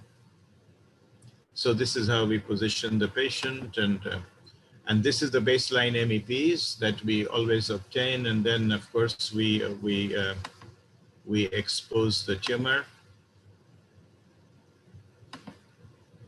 So let's go forward on that and open the dura. Very wide laminectomy. I think the critical issue is to do it very wide. That's the D-wave catheter. So while we record the MEPs, we also put in the D-wave, and we get a baseline D-wave straight away. It's very useful to keep that D-wave catheter out of your field, because otherwise, while operating, you can dislodge it. So we keep it there. That's the lower end, that's the upper end. I don't always do a myelotropy in the midline. I mean, if the tumor is eccentrically situated, I would happily do it on the side of the bulge of the tumor. This is done in the midline. We've tried mapping, by the way, and we've never found it very useful to map and try to work out where the midline is, although this is well described in intraoperative neuromonitoring literature. And again, this is a nice ependymoma, and most of them have, as you know, a very nice plane of cleavage. As I told you, I like to use the forceps of the bipolar diathermy more for resection than for bipolaring. In fact, I never ever use the bipolar diathermy in these intramedullary tumors. And then until I've actually delivered the tumor like this, and only then at the last bit do we use it, and then that's removal of the last bit of the tumor, and I'll just show you. And we are fairly radical as we strip off the last bit of tumor from the cord. And again, this is where I use a diathermy like Sridhar was doing, just to shrink that tumor. Not always is it as nice as this, that you can take it out in one piece, but it does work if you can dissect it round like this. And then you see there's nothing more satisfying than at the end of that to find that your MEPs are preserved. And that's your D wave. And again, you can see your baseline D wave, and your D wave is the same. And that means that you're doing fine. That's the D wave catheter now that can come out. I generally now do not put pile stitches back. So that's the pre-op, and that's the post-op imaging. Just to show you when things get more difficult, this is a recurrent pilocytic astrocytoma operated by us 7 years ago. Now comes back, and there was no MEPs. The child is paraplegic. Now this is when I first operated, the child was 6 years old. Now the child is a teenager. And this is a recurrent. With the pilocytic astrocytomas, it's bad enough. If they're recurrent, it is definitely bad. Again, you see, there was no baseline MEPs, but as we start dissecting it out, the MEPs start improving. And the D wave The D wave is our only savior because this is really difficult. With not very good planes of cleavage with these recurrent pilocytic astrocytomas. And I definitely like, so we have the facility to have a PIP image of the monitoring in the microscope itself, believe it or not, or on the monitor, and that helps us see while we are operating. And I'll just end, because it's 20 minutes, by saying that this is an excellent book that Professor Vedran Delaches wrote about neurophysiology and neuromonitoring for those that are interested in learning about neuromonitoring. I'm going to stop here because I thought that Pradipta would prefer a longer discussion. Thank you. Thank you, Dr. Sandip, for an excellent talk. I think it's a very important topic also when you are handling intramedullary tumor. He has almost covered the surgical aspects and the monitoring part, which is very important. 20-30 years back, we don't do monitoring in regularly cases, but now it has come up. Now let us go to the discussion part. Let us start from the beginning, from Dr. Manas. If it is a long segment intramedullary tumor, what is your taken approach as far as laminotomy, laminoplasty, or still laminectomy? Means most of the tumors, many of them are children, and even in adults, if it's a long segment, laminoplasty is preferred. Or you just put the patient after laminoplasty, do you still put the patient on the brace, or you just leave it like that, just to avoid postural changes or instability sort of thing? Some patients, they have already a scoliotic deformity pre-op, and you do a laminoplasty in spite of that. Do you prefer to put them in that position, or put some brace for a certain period of time so that they curvature, get back the curvature? Yeah, no, brace means it not only helps in curvature, but actually it is more of a pain relieving, the relief pain, because muscle spasm is less if you have a brace. So post-operative, if it's a purely cervical, you just give a cervical collar, and Okay. it's a long segment, then you can give a brace. It helps in good pain relief. So patient comfort is better. It also helps in preventing scoliosis. But can I ask? Okay, doctor. Okay. Sandip? Hi. Yes. Means you stressed on D wave, change in the D wave. The two questions I have, that a long-standing absence of neurophysical monitoring in a paraplegic patient, how does immediately after surgery decompression the D wave reappears? And do you have any specific site where while dissecting the D wave is affected, posteriorly, laterally, or ventrally?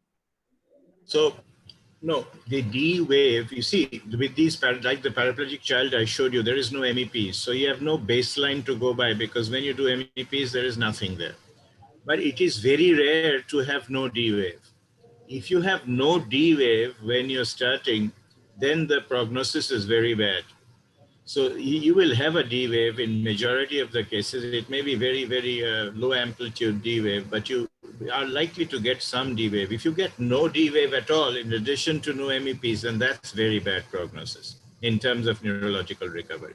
So what I showed you was there was no MEPs pre-op. There was D wave pre-op. The D wave amplitude remained, or in fact got better after resection, but the MEP started appearing post-resection. That we've seen with a lot of intramedullary tumors, or even with some of the lipomas in the tethered cords, that as you resect and untether them, or you resect the tumor, the MEPs start coming back. I tend to put the catheter as far as possible in the midline, because that's what Vedran described in his original article when he talked about it. Put it in the midline if you can, but it never stays in the midline. It moves to one side. It doesn't matter, because you're after all trying to look at the corticospinal tracts. But I like to put it down at least by one segment from where I'm operating. So we put it, and also I am not very happy to put it subdurally, so we put it extradurally. Sometimes you have children with deformities where we've not been able to put the D-wave in like that. So what we've done is we've taken a 2He needle from a lumboperitoneal shunt and put it through an interlaminar space distally and put the D-wave catheter through that. And it threads in beautifully, although this is an off-label use and I don't want this quoted. But the lumboperitoneal shunts 2He needle, if you put it interlaminar 2-3 spaces below, and you can thread that D-wave catheter into it, then you get a nice extradural recording from a distal site. Because with very small children and a very small exposure, often that catheter is moved as you are operating and it slips out and you don't get the recording. You can put it in distally through one of these 2He needles. And we've done that, and that works quite well. Okay. Dr. Sanjay, can I ask you, in high cervical cord tumor, which is almost extending to the base of the foramen magnum and starting from the obex and all, in those cases, in children, do you prefer any fixation procedure post-op, or you just still go for a laminectomy and put on a collar?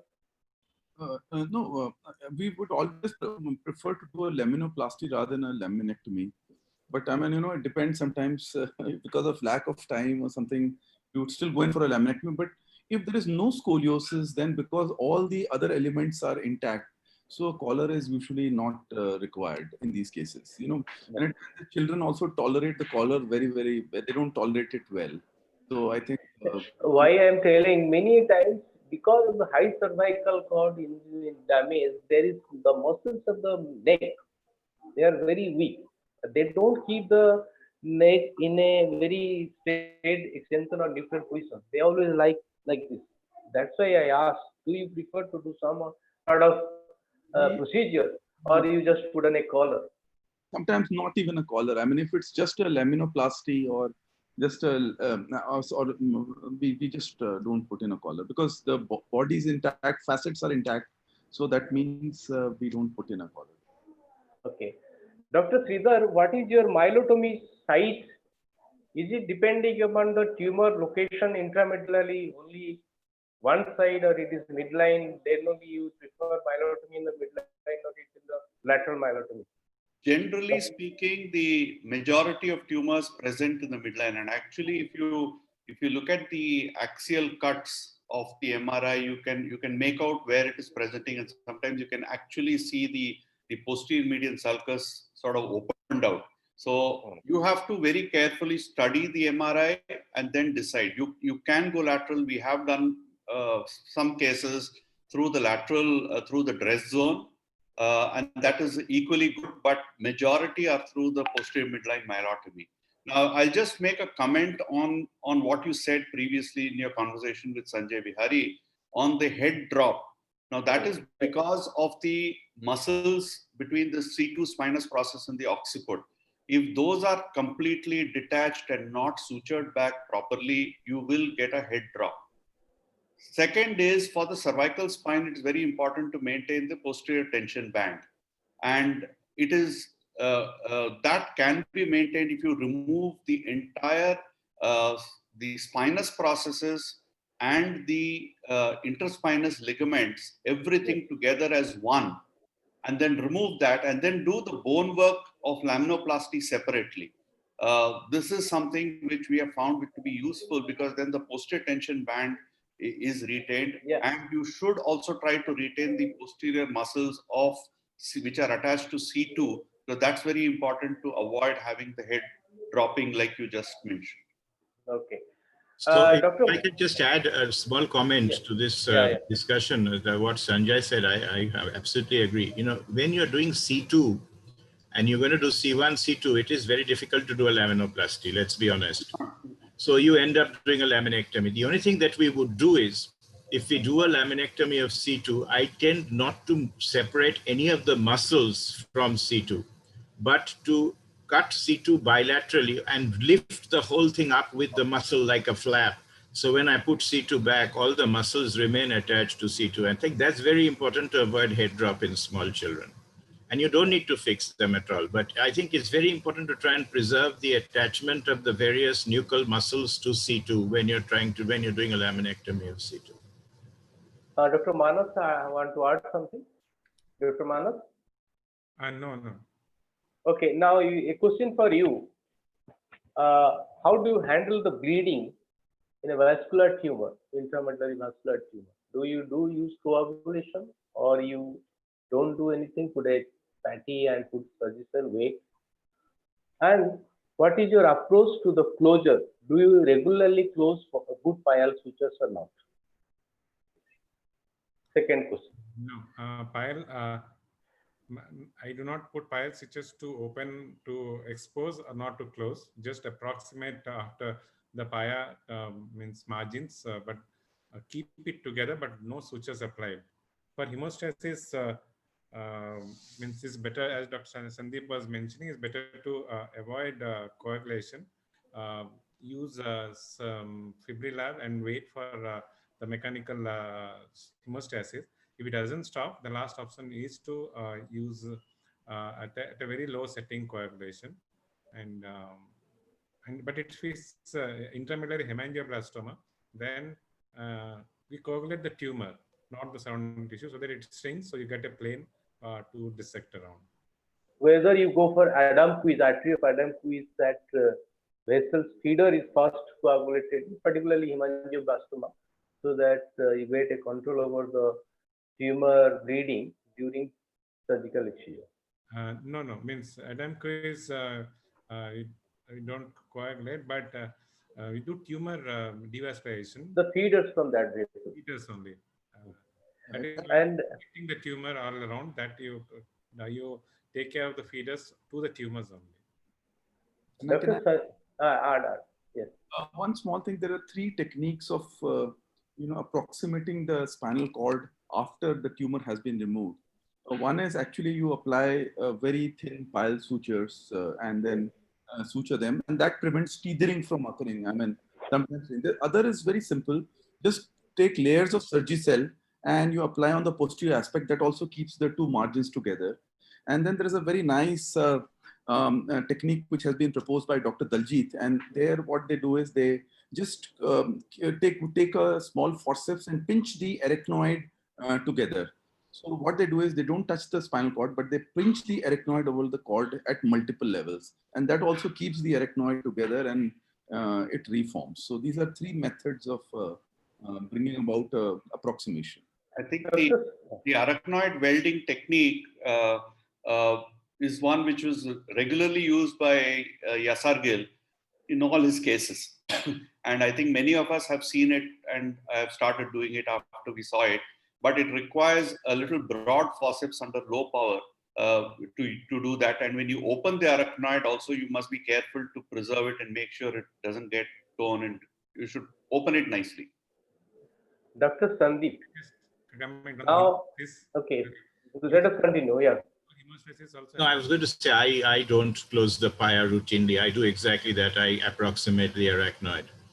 I have seen people in Europe, and Professor Yazagil was using just the forceps to put the arachnoid together. But now people are obsessional, and I've seen people that get the arachnoid together and put tissue glue on the arachnoid to keep it together. I must say I haven't gone to that extent ever. I don't think that I would like to do that. But I don't approximate the pia. In fact, as Sridhar says now, often do I put the pia stitches, unless it's a very big, broad tumor, then I like the pia to be pulled up. Otherwise, I think the pia stitches also put a lot of traction, and it's not necessary. In majority of cases, I don't use the pia stitches at all now. Okay.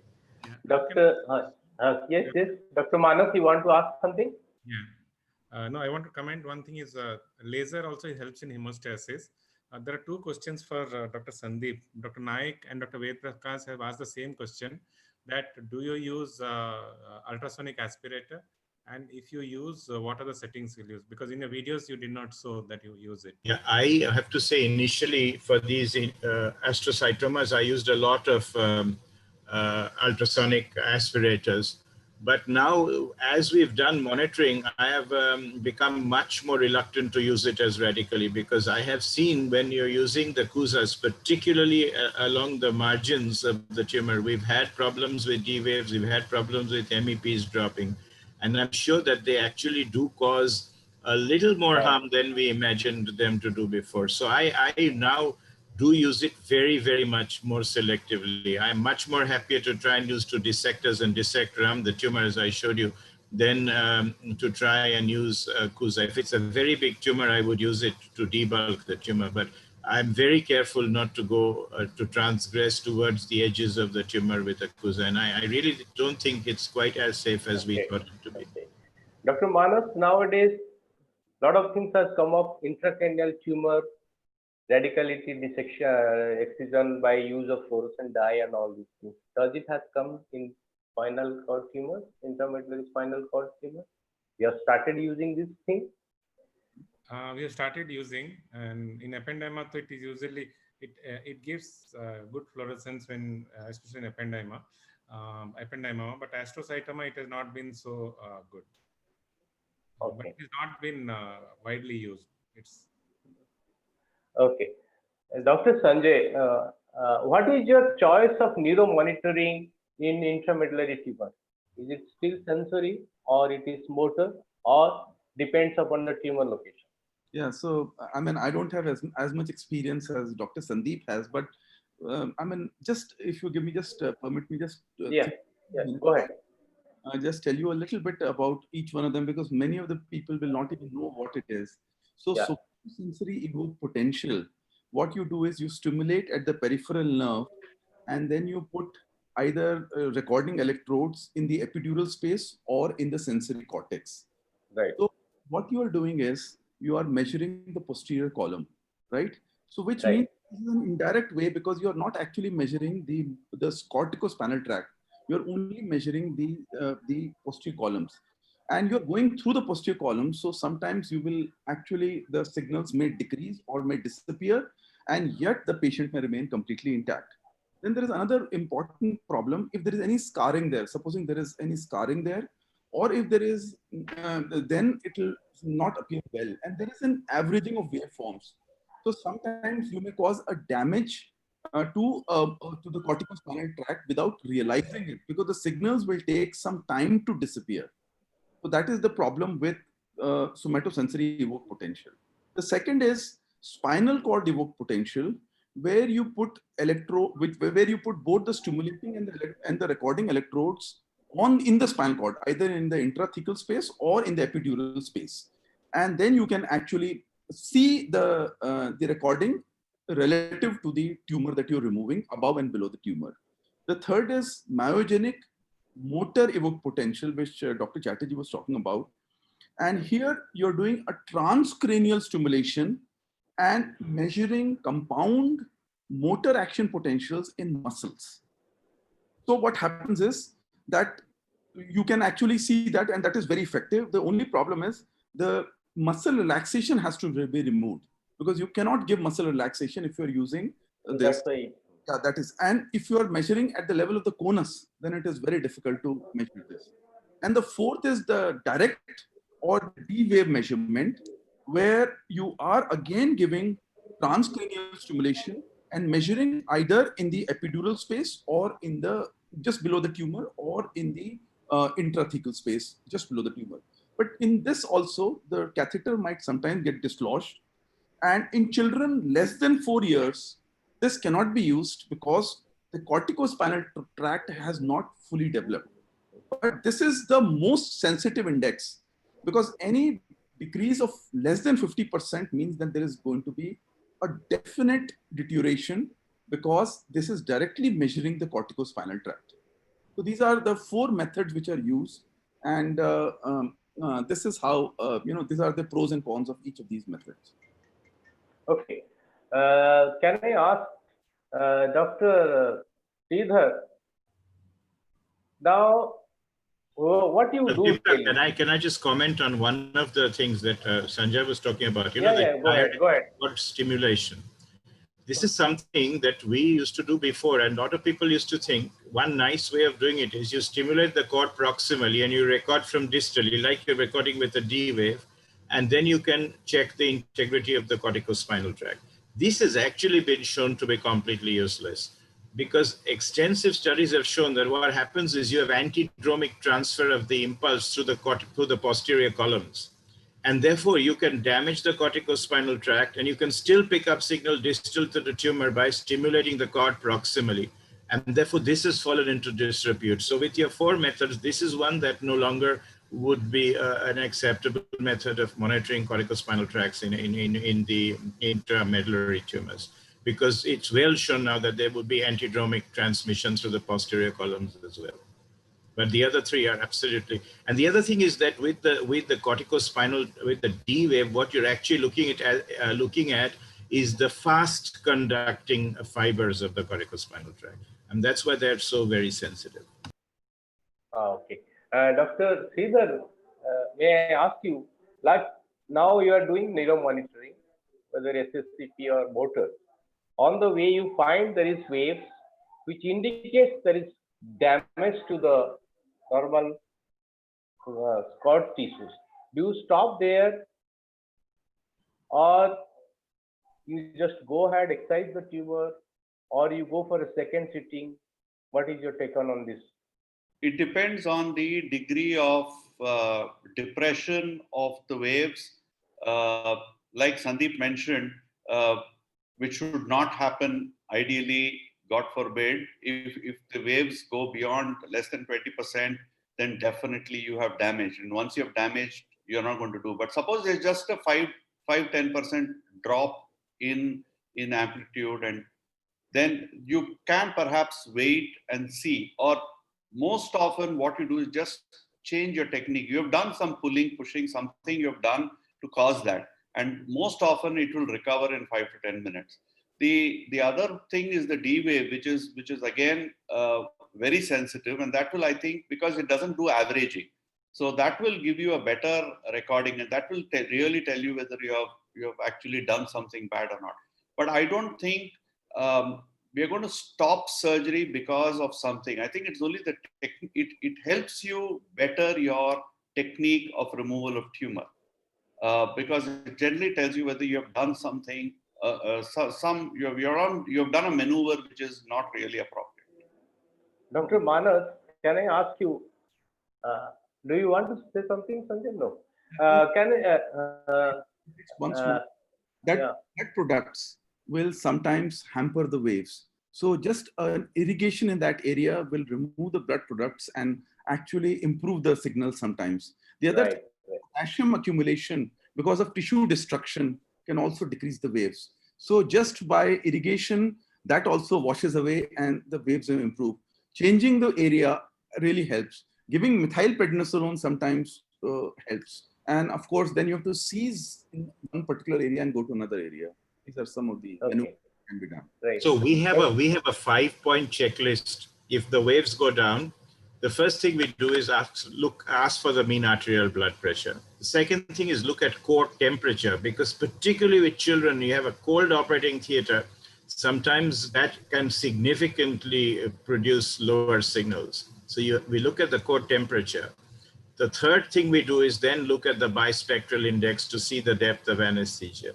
And the fourth thing we do, as Sanjay says, is we make sure that we irrigate with the warm body temperature saline and just wait for a little while. It's only after that, then if it's still down, then we think about the next step. But it's much, and of course, the other thing that we do, which is also very important, and I've learned this the hard way, is also check the connections. Because we've had the situation where the technician said everything is lost from the lower limb. And what has happened is you've got a C-arm there, you've got a CUSA there, you've got a bipolar diathermy and everything, and your foot pedal has, while you were trying to feel for the foot pedal of your bipolar diathermy, you've pulled out one of the plugs of the wire. So you need to check the wire also. So these are the 5 checklists that we have written on the IONM board. So check these 5 before you think that you're doing some harm to the patient with the tumor resection. Dr. Manas, Do you use neuromonitoring for recurrent tumors? Or For intramedullary tumors, like I don't use for primary cases also. And okay, so okay. And what is your surgical tricks for youngsters who deal with a conus ependymoma? Sorry, Conus ependymoma. Surgical tips. Sanjay and Manas, they can say something on this. yeah, I mean, always first document whether pre-operatively a patient has means urodynamic change or not. Because many of them do not complain of bladder disturbance, though they may have it. So so the best objectively way to document is to do an urodynamic testing before surgery, so that patient is convinced, because if, invariably after surgery they develop some amount of urinary problem and then they attribute it to surgery. So we get an aerodynamic test pre-operatively, and during surgery, in ependymoma, you usually follow, if many of them have you're telling purely conus, no, not conus epiconus, cauda equina. Cauda equina is easier, where if you do the cauda part and then leave the part which is indenting the conus. But then if it's a pure conus, then one has to follow the plane and remove it. The only thing is invariably post-op, they have some worsening of urinary disturbance. But if the patient has been explained pre-operatively, they take it well and they recover over a period of 3 to 6 weeks time. Sanjay, you want to add something? No, I mean, I completely agree with what Dr. Manas has said. Usually, we start from the level of the cauda equina. You find that the nerves are pushed to one side, and the tumor, the myxopapillary ependymoma, is usually in one plane. So decompressing there and then reaching to the conus is a good option, where you can leave a little bit of tumor there. If it's a pure intraconal tumor, then a lot depends on the the point of cleavage and how clearly it is suckable and distinguishable from the normal cord. I would rather leave more tumor than to try to resect it completely and cause severe bladder disturbances. So maybe leaving a capsule or a thicker part of the tumor is fine, rather than going very aggressively and causing significant neurological. Before going to the last question to Dr. Sanjay, may I ask Dr. Sridhar, what is your surgical tips to the first young neurosurgeons when they are handling a recurrent tumor, a tumor which has been excised and also been radiated in a young, below 18 years, of course, after 7-9 years? Oh, that's my point. That would be a very, very difficult tumor to do. So I would advise young neurosurgeons to get help from somebody experienced. Yeah. Because that's a very, very tough tumor. It's going to be tough from the beginning. It's not easy. Yeah, I mean, all of us would have faced difficulties with this sort of a tumor, with recurrent things. Very unusual to be irradiated, but with recurrent tumors itself, it's a bit of a problem, because everything you won't find planes like you would normally, and unless you have done the surgery, then you know what you have done. But if somebody else has done the surgery, very often you don't know what they have done, and that's again a problem. So it's difficult. You have to follow, I think, surgical principles. One of the things in recurrent lesions that I would advise people to do is starting from going to normal tissues. Start from normal dura. Open the dura at a normal level and then start opening and going towards the abnormal area. Don't jump into the abnormal area right away. I mean, starting from there, that's how you have to work. Look at the normal cord and then work yourself towards the abnormal area. I think that is the tip. But if it's a young neurosurgeon without much experience, better to get help. And I think always use intraoperative neuromonitoring, at least for a recurrent. Do you really use intraoperative neuromonitoring in a case where it has already recurred and already received radiotherapy? Does it really give the monitoring reading properly? a secondary case or a recurrent case? Dr. Sandip? Yeah, of course. I would definitely not do a recurrent case. I showed you a recurrent pilocytic astrocytoma that I myself did before. I would definitely not do it without monitoring because, you know, the planes are much, much more difficult. And you But really... do you get the same type of recordings or the results of HDT or whatever studies in a I just recurrent tumor? illustrated it with this case where we had no MEPs, but we had the D wave. And so we had to just rely on that D wave while doing the resection for that recurrent pilocytic astrocytoma in a patient who we really, you know, if it's a low grade tumor and you're going back a second time, you have to at least justify that you've taken all steps to ensure that you haven't left that patient with a major neurological deficit. As Sanjay said, it's better to err on the side of leaving a low grade tumor behind than try to resect every bit of it and have a patient with a beautiful MRI but who's paraplegic. So I would, I definitely would use monitoring. We would definitely be able to, D waves you can get if they have some neurology, you will get D waves. Okay, Manas want to add something. No, I want to comment that for young neurosurgeons, I'll advise that avoid radiation as far as possible. Because resection is easier because ependymomas do not treat radiation. If residual, follow either re-explore or follow it up in recurrence, reoperate. And astrocytoma, even if it's subtotal resection, avoid radiation till avoid radiation. Except for GBM or high-grade malignancy, where the histone is positive, we do not give radiation for any spinal intramedullary tumors. Yeah, and for those high-grade astrocytomas, you never need to go back a second time, really, the ones that you have to erase. Sanjay, you want to add something? One problem which I don't know the solution of and which I ask all the panelists is, if there is a benign tumor, focal benign tumor like a hemangioblastoma, where with a small syringe in the preoperative period, and then after the entire tumor has been removed, and a contrast MRI shows that there is no recurrence of the tumor, and there is a huge syringe which has expanded, then what is the management of this patient? And the patient has come with severe dysesthesia. Okay, that was my last question, would have been my last question to Dr. Sandip. Like large segment ependymoma also with multiple compartments of syringe associated, you are not able to excise the whole tumor. Do you prefer to do syringosubarachnoid shunt or some sort of diversion procedure, or you just leave it like that? I have to say, if there is an extensive syringe with a tumor, when I take out the solid portion of the tumor, in that episode itself, I do a syringostomy. I drain the syringe. Definitely, I try to drain the syringe as far as possible. I never put in a syringosubarachnoid shunt in the primary procedure because there is a syringe. Most of these are of course tumor syringes, and you know, if you take out the solid portion, you can actually drain the syringe from above and below when you're doing the tumor. And I try to be I drain that syringe from the interface between the solid part of the tumor and the syringe at the time of the primary surgery. I have once had a patient where they had dysesthesia, and we went back and put in one of those T-tube type of things, you know, did a syringo pleural shunt, and the dysesthesia just remained exactly the same, although the syringe came down. And this was many years ago. I don't think I would ever want to do it again, because I think I probably made the dysesthesia worse by trying to put in a shunt.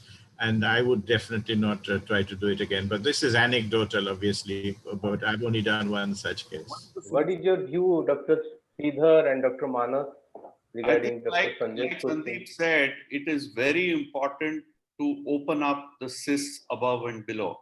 So the myelotomy must actually extend to both the upper pole and the lower pole, and wherever the cyst is, that must also be opened up. And that is the best way to get rid of the so-called syringe. And that must be part of this first surgery. That's very important. And solid tumor out, most often you will not have a syringe. Now, if you do have what looks like a syringe on an MRI and dysesthesias, I think you just treat the dysesthesias separately, not looking at just the syringe. I think that is very important, and I think you'll have to do some flow studies or something with the MRI if you really want to go ahead and start attacking that syringe for the dysesthesias. I don't think Personally, I think those dysesthesias have more to do with the primary pathology and the effect of that rather than the syrinx as such. Yeah, no, what Sanjay is asking is if the syrinx cavity increases over a period of time. Is that the question or? Yeah. That is exactly what happened to my patient. Dysesthesia and syrinx cavity documented over a year to become a little bigger. And I thought then maybe we should put in a shunt and that will cure the patient. But that one person I went back, the dysesthesia remained exactly the same, although the MRI documented that the syrinx reduced after we put in that tube. And we use one of those T tubes for the shunt. So this is exactly, I mean, the dysesthesias may not be related to the syrinx. You may have a syrinx which is increasing, but it's a dissociation between the clinical symptoms and what you see in radiology. Yeah, whether spinal cord stimulation will help in these cases? Maybe. I think that's the answer. I'm absolutely certain, Manas, that's the answer. These are the patients that would benefit with the spinal cord stimulation. Okay, I think we have a very good discussion. Now we have still 5 to 10 minutes left out. I think let Kaushik decide whether we can encourage questions from there is a question from Ved Prakash Maurya to all. Can you show me the question again? Hello. The question. Sorry. Okay, that question, I'm not able to see that question. He has asked I can see the question. I'll answer it. Your question is whether you need to, certainly I would not do an additional level laminectomy to see the syrinx, but whatever you've exposed in the solid portion, you can puncture the syrinx from below and as Sridhar said, and drain it. And likewise at the lower pole as well. But definitely you would not need to majority. You ask whether you can put in a thin tube to puncture. Yes, I'm sure you can. You can put in a small thin tube to puncture the syrinx if you think that works. But I would definitely not do any further exposure to expose the syrinx. Just have 5 minutes. And so there are 2 more questions which I would like to ask. First of them is, if there is a small child with an intramedullary tumor and with scoliosis, and the scoliosis is more than 30 degrees, or the angle is more than 30 degrees, what would you do for such a child? The second important question is, what are the tumors where you would intentionally not do a total excision? These are 2 questions which I think will take the discussion forwards. I think if you ask me, the first question, and then maybe somebody would like to take the second. If there is a child with a deformity like a scoliosis and an intramedullary tumor, I would operate on the intramedullary tumor and do nothing for the scoliosis and just wait and watch.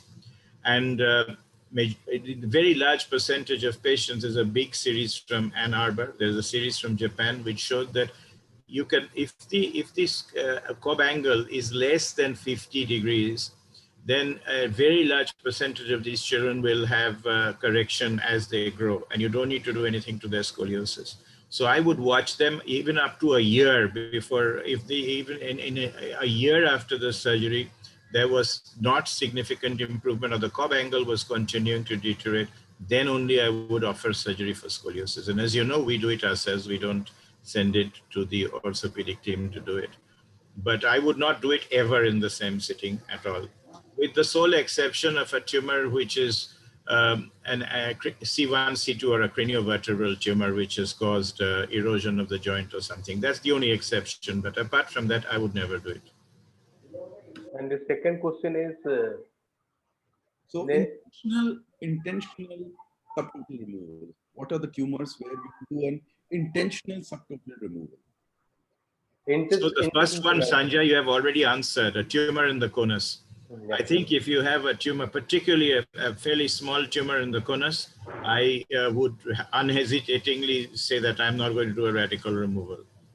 I would leave that behind. For recurrent tumors, again, almost quite often times I would make sure that I would not try to do a radical removal. The other interesting thing is, you know, we don't do this in this country, but for big astrocytic tumors in Europe, as you know, they give upfront chemotherapy first for a lot of these tumors, shrink it down and then go and do surgery, something which I've never seen replicated anywhere else, but the French group do that routinely. And they're giving, if they think it's a big pilocytic astrocytoma, they give chemo and then do surgery after they've reduced, like we would do for unit situation where we would do it is if we thought it was a neuroblastoma.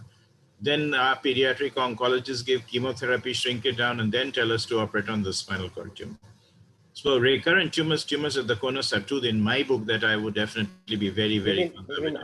Even high cervical astrocytoma, I also will not be very radical if it is not pilocytic type. If it is suggestive of something grade 2 or grade 3, you just do a subtotal dissection and leave the life and follow up this patient. I have seen many patients that still after 10, 12 years they are surviving, and we have posted them for radiotherapy when they have grown up. Instead of going radically at that early age and crippling them, you just give a subtotal decompression, even astrocytoma of that area. That is my take on, and Manas can put something. And Sridhar. Developmental tumors, like for example, an epidermoid or a dermoid or a teratoid. Yes, dermoid, I will tell you, don't try to take out the capsule totally intramedullary. You leave it. You take out the maximum tumor and you don't try to take out whole capsule attached to the intramedullary part. And I have also presented a paper on this. You just leave it and they do very well. They don't have any problems of sequence. And lipomas also. Lipoma also. Yeah, and some of the few cases which we have done spectrography of the spinal cord, and if the tumor shows infiltration of the tracts, then also we have been conservative in those cases. And what about second look surgery? For example, first do a myelotomy in an astrocytoma, then go back and decompress the tumor. Once it comes to the path of taking the path of low resistance, it comes into the field. That was something which even Professor Ramurthy had told me, and I think many of that generation have also said this, that in tumors which don't have a good play, you just do the myelotomy, do a little bit of debulking, and then you let it just comes out. And we have actually seen that happen. So I think that works, but I don't know whether people really do it now. Yeah, I have to say I've never done it, but I know that I've been told this by Professor R.N. Roy, who just passed away, repeatedly, that they would just go do a myelotomy, come away, and then go back and take the tumor out. But remember, that was a generation that didn't have CUSA, didn't have even very good bipolars, forget about monitoring. So I have never done it. I can't comment on this. We've not done it now, but it is something which was repeatedly Absolutely, said. absolutely. And Professor Roy had a lot of patients that he had done it on, and that he kept telling me. Macroscopic era. I mean, just imagine. It's done only for lipomas, intramedullary lipoma when it didn't have plane, and then I had to re-explore it later, but almost after 3-4 years. So that was only one case. No, but pediatric cervicomedullary astrocytomas, this is a very nice technique because, sometimes they will just come into the center and then you can kind of decompress it later. So this should be kept as an option. Yeah, I mean, it is always very alluring, that tumor. You feel that it has come out, and post-op, you feel the degree of morbidity is very high in this child. When you try to take out the whole, because it comes out, it allures you. Oh, you take it out, oh, you take it out. So once you start doing, you go to the end stage. You see the patient, that gives you a lot of, when 2-3 cases is gone on, then you feel bad. So subsequently, I feel in these young children with grade 2, grade 3 astrocytoma, it's better to hospital decompression and wait and see chemotherapy and subsequently grown up, then they can go for radiotherapy or you can for. Pradipta, at the risk of being devil's advocate, I will say something. You will go for radical, I know that. No, I tell you why. Because we had situations where we had these big intramedullary tumors, even cervicomedullary, if you like, and the intraoperative neuromonitoring just fell. All the checks showed everything was fine, but the waves were falling, and you would stop at that point and leave residue. Compared to today, that were to happen and I had a small residue, I would still go and take it out, because what we found is with these patients that we stopped because the neuromonitoring dictated that we should stop and left some residue behind. They did far worse neurologically than the ones that we thought, okay, I know that the neuromonitoring will drop now because this is the last bit and I'm going to have to do a bit of traction to take it out. but we've taken it out, and in the long term, their neurological recovery has been much better. That might be the question situation, that you but asked about when do you stop, you have to go by the individual case. And just because the technician says the waves have dropped, just stopping at that time sometimes is not a good idea. Because, you know, with some of these intramedullary tumors, you take out the last bit. And I often tell them now, you know, I don't want any more recordings now for the next 10 minutes because I know it's going to fall and you'll start jumping on the ground. My point is that in intracranial grade 2 astrocytoma, grade 3 astrocytoma, histological behavior and the histological behavior of grade 2, grade 3 astrocytoma intramedullary is different. That is my point. Why you should not be very aggressive. That is my point. That's why I feel they don't become so aggressive if you wait. Whereas in intracranial tumors they become very aggressive. So your other half can comment on this. One small, sir, your camera is inverted, so you need to change it, doctor. No, I just make it straight now. Are you okay now? No. Oh, yeah. Something is standing on your head, Pradipta. No. Anyway, right now it is okay. Okay, I think we had a good discussion, but the lack of time, there are a lot of people, audience, they want questions and all.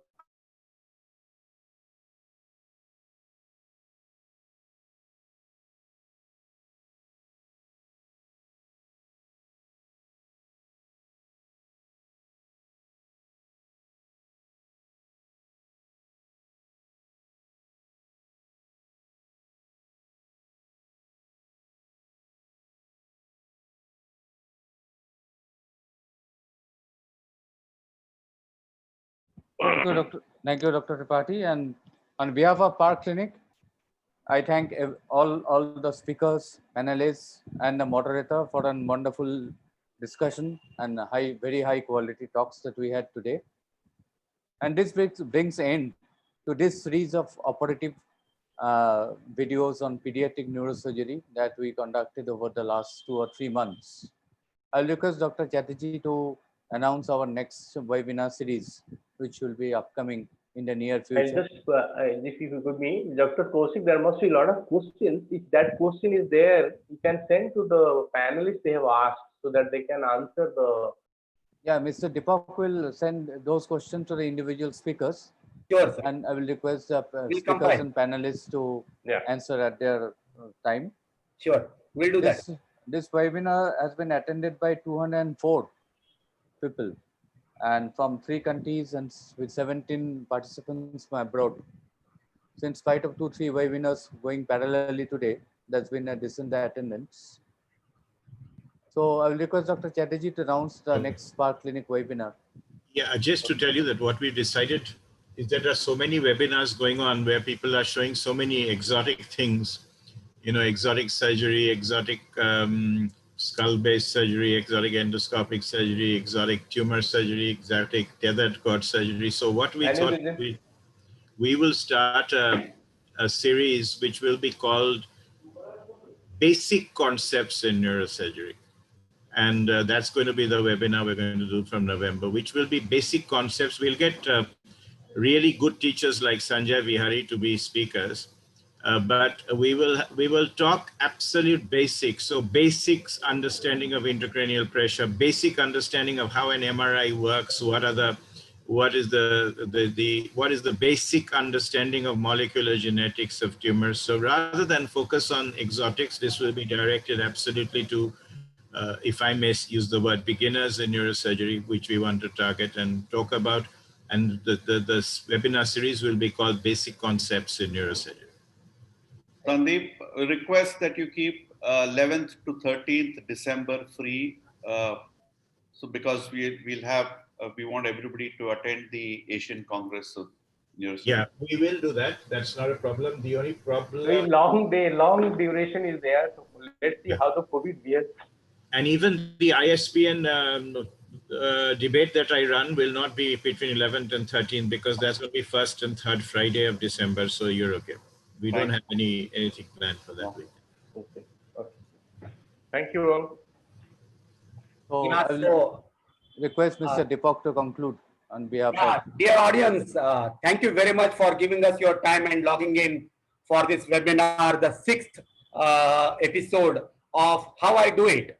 Neurosurgery by Master, conceptualized and coordinated by Dr. Kaushik Seal with the help of Park Clinic and Indian Society of Pediatric Neurosurgery, ably supported by the President, Dr. Sandip Chatterjee. I'm sure you must have liked it. It must have been an enlightening series for you. So we would like to thank Dr. K. Sridhar and Dr. Sandip Chatterjee, who were the speakers for this webinar, ably supported, questioned, dissected, given opinions, and given their own thoughts by Dr. Sanjay Behari and Dr. Manas Panigrahi. And we also would like to thank Dr. Pradipta Tripathy for his coordination of the webinars and also his insights, adding a lot of value to this webinar, How I Do It, Neurosurgery by the Masters. Just now you have heard Dr. Sandip Chatterjee announcing the next webinar series by him, the basic concepts in surgery. And on behalf of Health and You, would love to carry that webinar series as well. I have been listening to Dr. Sandip Chatterjee. He has been a walking, talking encyclopedia for last 6 webinar series and really enjoyed his discussion. So thank you very much on behalf of Health and You. I would like to thank all the audience, the speakers, the panelists, and the coordinator, and especially our thanks to Dr. Kaushik Seal for allowing us to carry these webinars. Thank you very much, sir. Have a good night and keep supporting Health and You products.